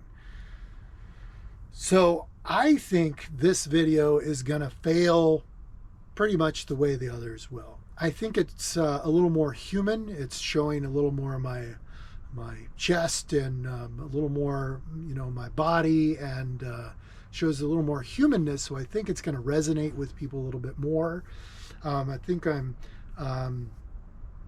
I think it's a little bit long and rambly and that sort of thing. So I don't anticipate, and it's I don't know, a bit technical at times and detailed. So I don't think it's going to actually resonate with the world. Like, I don't think I'm going to get, maybe with clandestine operators and or with conspiracy theorists and stuff who like this stuff. And I want nothing to do with conspiracy theorists. It's just, unless you got a theory that you can prove with facts, or a way to get transparency lawfully, then I don't really want to hear from you. It's just, I'm not a conspiracy guy. I'm not interested in that. Never been interested in that. But my previous two videos and this video, in my mind, aren't really made for people to watch to attract people. There are things for people to fall back on or use and watch once they're attracted from other things that will come later, and learn about what we're doing. Like, people later in other videos that are very interesting and intriguing more than this, although I find this very intriguing because I know it's true. I think these will start teaching people about the real situation and what's really going on. And the previous video is got around 200 at this point, February 9th, 2026. Got around 250 views right now between two of the videos. So not trending at all. And it's mostly probably people I know who have looked at it because I said it. And most people didn't get past that, even that know me, didn't get past the first video. They didn't watch both videos, but some people did. And a couple of them have talked to me about it. So, because what you have to do is you have to act crazy with a K, doing things for fame, wowie, zany, right? These people going, doing things on the internet to get attention, right? That's what many people will accuse me of doing here. And I'm verifiably not, but they won't get this far into the video to actually learn to verify it. Even though I said verifiably about 1,000 times in this video, I'm annoyed by it. You have to act crazy in a crazy world. But if I'm doing it for reasons that aren't crazy with a K, then I'm a crazy knot, right? And a 2K crazy knot in this case. So the alternative is to, so what I'm going to do on my vacation, on my road trip, and please come be a part of it. Come say hi. I need people in my life saying the things I'm saying, doing the things I'm doing the things I've done, especially. Do not bring friends in. And it's not because I've done anything bad. I've done all good things, virtually all good things, all wonderful things that are helpful to people. However, because of what people assume, it tears down my life. And I can detail what those are, and I plan to as well, in person or not. So some of the things I'm going to do that'll sort of display who I am. I'm single. I don't have any love interests. I don't have any children. And that's a super sad story in of itself. And a bit of positioning by some clandestine operators is what I've been told and what it seems to me. But it's difficult to verify. Anyway, I'm going to go in this RV. I'm going to try and go up to starting at Mount Baker in Washington. I'm in Bellingham, Washington, USA right now. I'm going to go up Baker and go skiing, try and catch a big powder day, go downhill skiing, and then go out to some other resorts and go skiing, a handful, just like probably less than 5, probably 3. I'm thinking Baker, Stevens, which is my home hill, Stevens Pass, and Mammoth and Jackson Hole. I never got to ski there. I went there and didn't actually get to ski it very much because they had a big POW day. That was epic POW, and they closed it down. So anyway, I'm going to do some of that. I want to go to hot springs. I want to do some snow skiing. And this is also to sort of characterize who I am. Like, I really am this legit, pretty good guy, really good guy who almost everybody will think at least is pretty good. I'm going to do some hiking. I'm going to do some bouldering. I'm going to try to build a tiny little bouldering area in the back of my RV and a sound room for the back of the RV so I can practice music right next to another RV and not disturb them. And truck drivers, if I'm in a truck stop, and truck drivers, come say hi. Don't harass me. And because you'll be on video, by the way, if you do. And I'm going to go out and do some competitions. I'm going to illustrate how physically healthy I'm supposed to go out and do these things. Show people that I'm healthy in mind, I'm healthy in perspective, I'm not perfect, I'm healthy in body, like physically, physiologically, my diet, my exercise as well. I'm supposed to show that. I'm supposed to show I'm artistic. I can do bonsais and plants, train bonsais. I can, and so growing food is supposed to help with people understanding that I actually legitimately am doing that. Making music, I can get the sort of the intangibles or difficult to describe artistic elements of humanity. And I'm going to try to they want me to busk. I'm going to try and post some of my music online. I don't care if I make any money. If I get any money, you'll know exactly where it goes and how I spend it. I'll put every receipt online. I have a bunch of receipts, not every one of them, because I'm not perfect. I washed a couple of my pants and they got dissolved. But at any rate, I'll fully transparent how I live if you want it. If nobody asks for it, I'm not going to do it because it's inconvenient. But I'm happy to do it if people want it. Like, hey, I'm thinking about pitching in, volunteering, giving this thing that you want, or coming to see you and I want to make sure you're not crazy, or boy, I want to live with you. I want to be, romantic with you, whatever it is, because I'm human, right?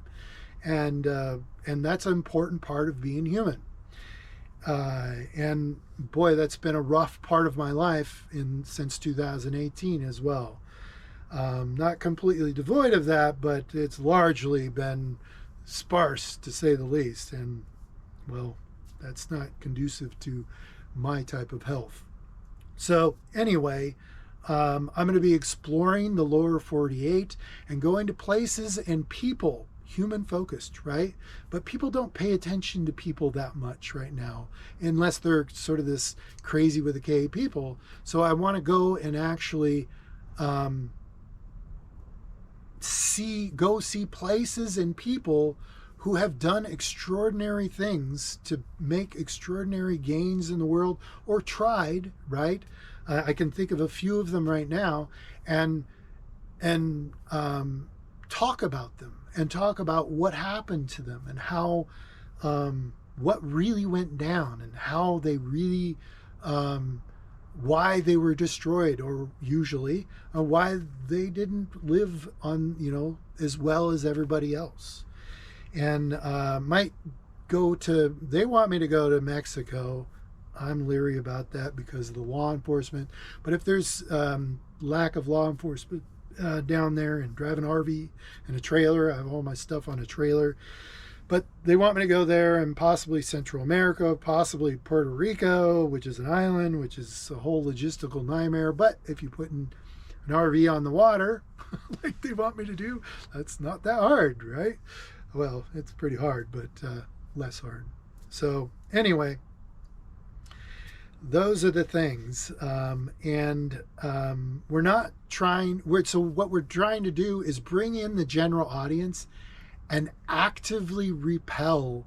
And part of why I started this video the way I did, repel and cause detriment, or at least get away from us, the general public that isn't truly verifiably healthy human focused, the mega people of different countries, right?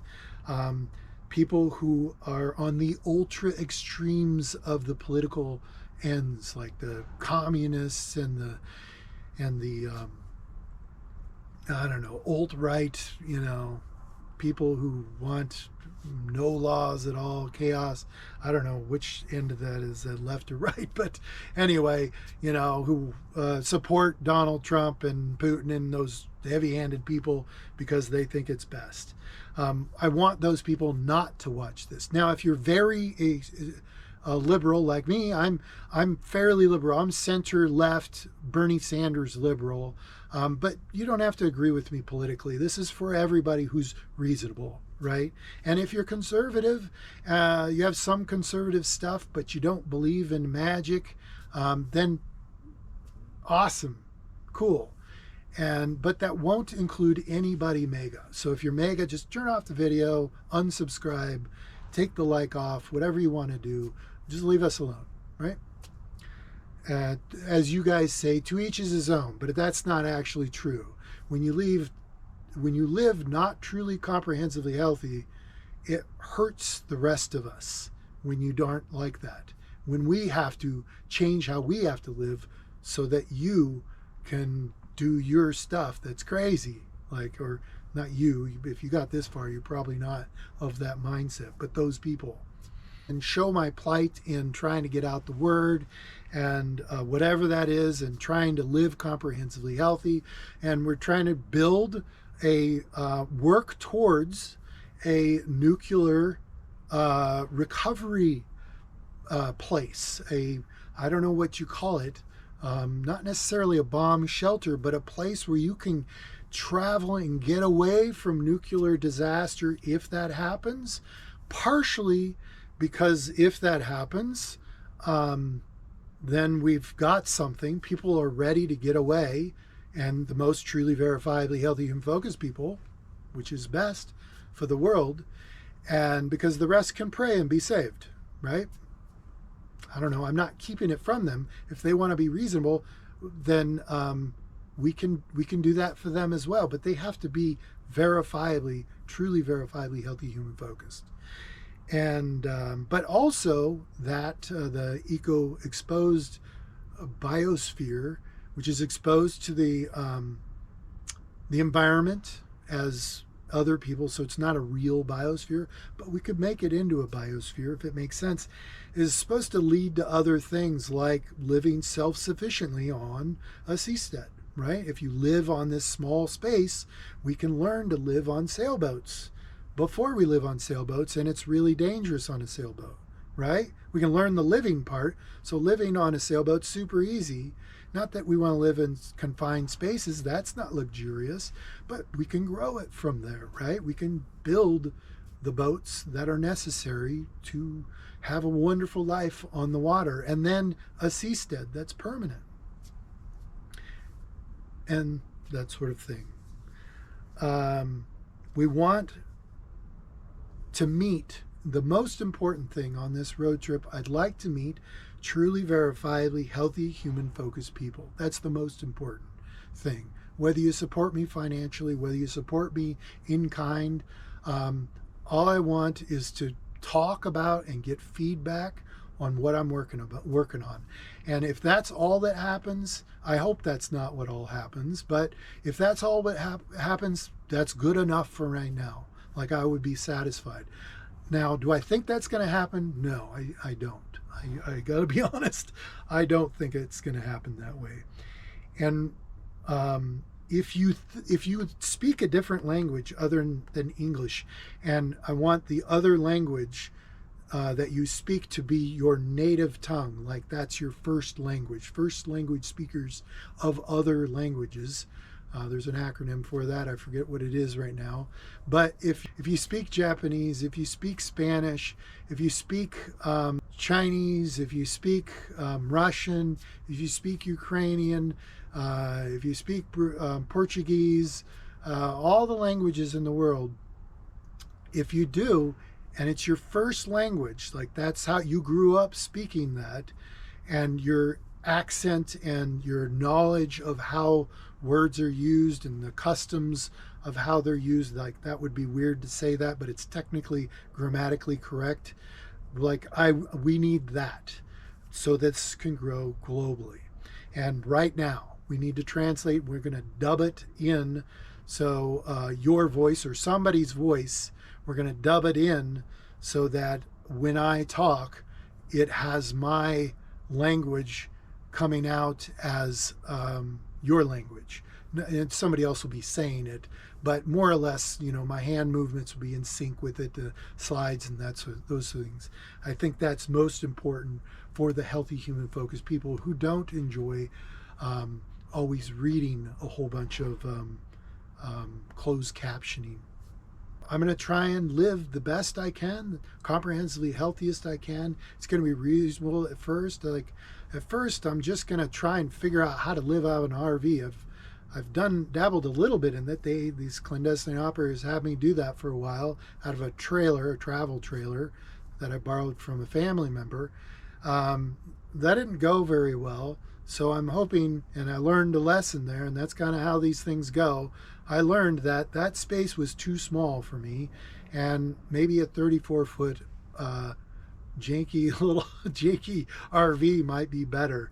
But learn, like how to live on it so that I can learn how to live on a boat. It's not exact, but it'll solve some of the problems before I get on a boat, and possibly directly translate to it. So I'm not going to be outperforming in doing this, but I could be. You could make it that way, and if you do that, watch me give back. And I'm going to try and be proactive and give first, and this video is part of it. I'm giving to you with this video. Now that is just talk, so I'm going to go out and actually do some of that. I'm trying to give you some content that is interesting, that isn't crazy with a K. And I'm going to try and give you more information, more education. This takes a lot of work. If you talk to anybody who's develops, makes YouTube channels, any influencer, it takes a lot of work to make a good video. Part of the reason why my videos aren't that great is I don't have any support. I'm doing it all by myself. I have to make a living. I have to come up with the idea. Well, I get the ideas. I have to come up with how to talk about them because I don't get a cookbook instruction. Always, sometimes, but not always. The next video, what should it be about? What should I talk about? One of those projects? Should I do all of the projects? Should I do them all simultaneously? Should I do them in some sequence? Preferably all at once, simultaneously. I could do that. I've been described by these clandestine operators as somebody who has massive throughput. I'm able to juggle a lot of things.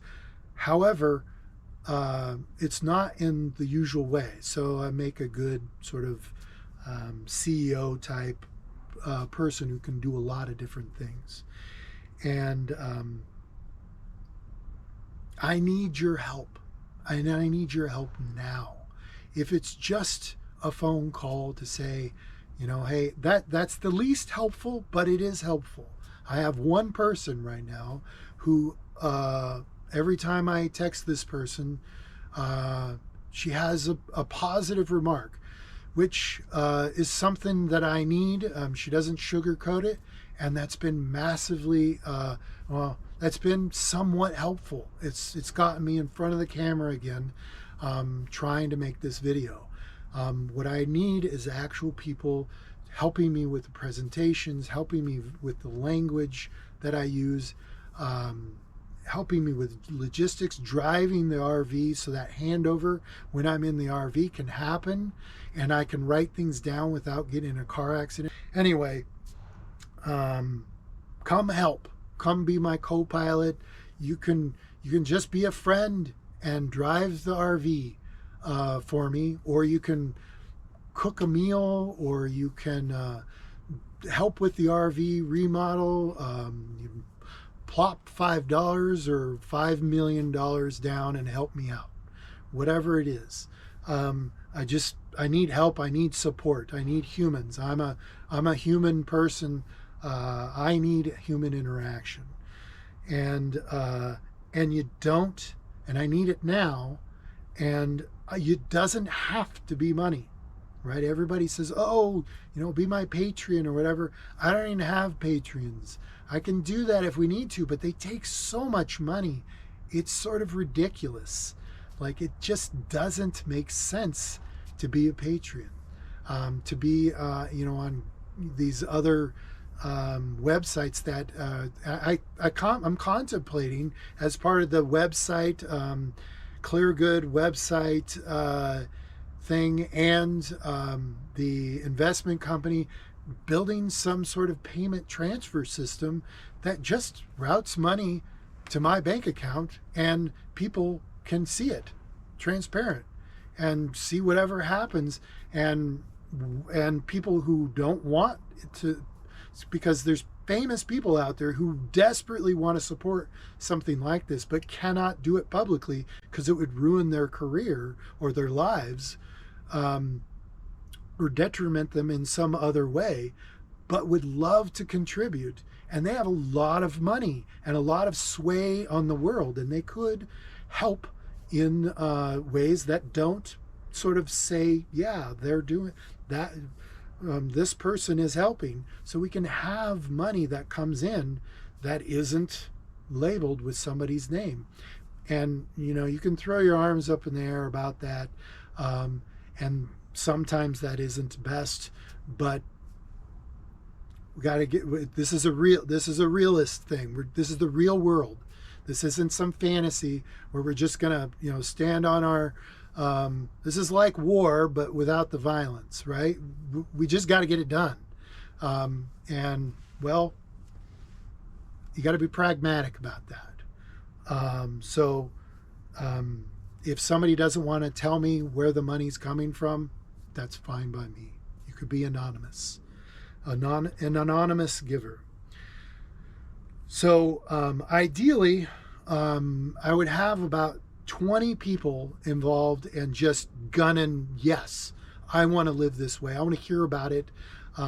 This is enthralling, and they're exactly synced with me and mesh well with me. And about 20 people, then we can start vetting those people for who they truly are, because there's probably going to be people who think they're one way, but they're actually another. And I've been told there's going to be people who are trying to infiltrate this way to live, because there are nefarious people who do not want transparency in the world because it throws them under the bus, who are portrayed as wonderful people otherwise, who want to get involved and get people involved to derail it, because they will not fare well in full transparency, which is the Kaleidoscope Project.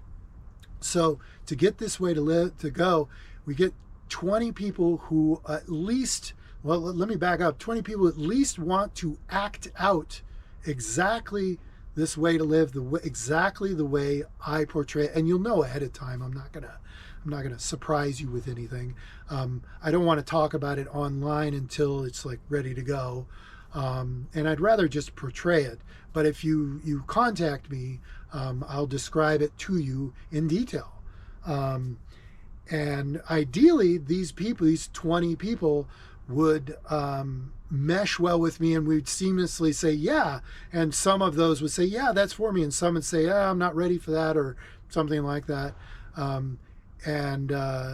And not do it, that's fine. And then we have, I don't know, say 10 or so where we go out and actually try to live this way, either on the RV, if I'm still in the RV, or in this RV on the water thing. I don't know what you call that. They call it Chloro Trace,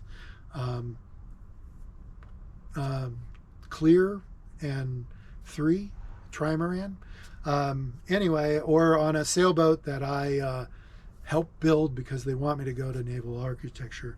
Whatever it is, we would go seamlessly into that. Now, that doesn't have to be it. And if I have to hire people, if I have to pay people to act this out, to demonstrate it, because demonstrating it sort of puts you in that character. If you talk to actors, costume, right? Costume, and actually in the process of learning how to speak the parts and stuff and act it out, teaches you about that person to some extent, or their plight. And you start to learn that, and that sort of makes you understand how that person operates. And that's what acting does. And costume, there's a famous actor out there who says it all the time. Costume's the biggest thing. There's method actors as well, that drives the character. It's the most impactful. So if we build the set, build the environment, and we act out how to live this way, it's supposed to be super edifying, super informative, and teach us how wonderful and awesome this can be, that people 2,000 years ago tried to eradicate from the world. So that's where I have been told to say we're going to start, and that's how I think is best after analyzing it. And this is not going to change. And in order to do that, we're doing that so you can change my context, not so I can be this glorious, I don't know, savior baloney crap that cult leaders do, or something like that, or not to be authority or anything, not to be famous, not to be wealthy necessarily, although hopefully something like that happens. That would be great. But that's not necessary. That's not my focus. That's not where I'm trying to go. I'm not trying to get sex. I'm not trying to just have a family. I'm trying to change the fucking world. Not myself, but inspire people to do that. And test that. Please test that. Challenge that. if you see anything that is definitely pointed in a different direction in your mind, make a comment. Preferably go to our website and message me there. Contact me there through the contact information, because remember, we are really saving the world here. So we must do what actually, factually will do that. So naturally, it won't be what most of us are used to. Otherwise, the world would already be wonderful, right? So if we do what's normal, we're going to get more of what the norm produces. Near nuclear war. You live in a rat race. I live in a rat race lifestyle. Takers dominate the world, right? And in your language, capitalism takes over. But the problem is not capitalism. Truly giving people can live in virtually any way successfully and very, very well. It doesn't matter what it is.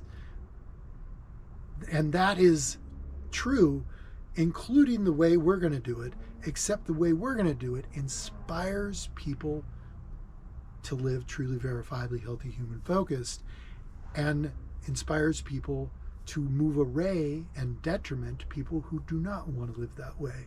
And the other ways to live don't do that. That is why, part of why, we always go back to living, no matter what humans do, no matter what self-organization we do that is unnatural, it always leads back to something like capitalism, something like takers take, right? So democracy, capitalism, communism, they all end up that way, except this way to live, if you live it correctly. And if you live this way incorrectly, you let takers in to take, and you give them wiggle room to operate, they take over this way to live too.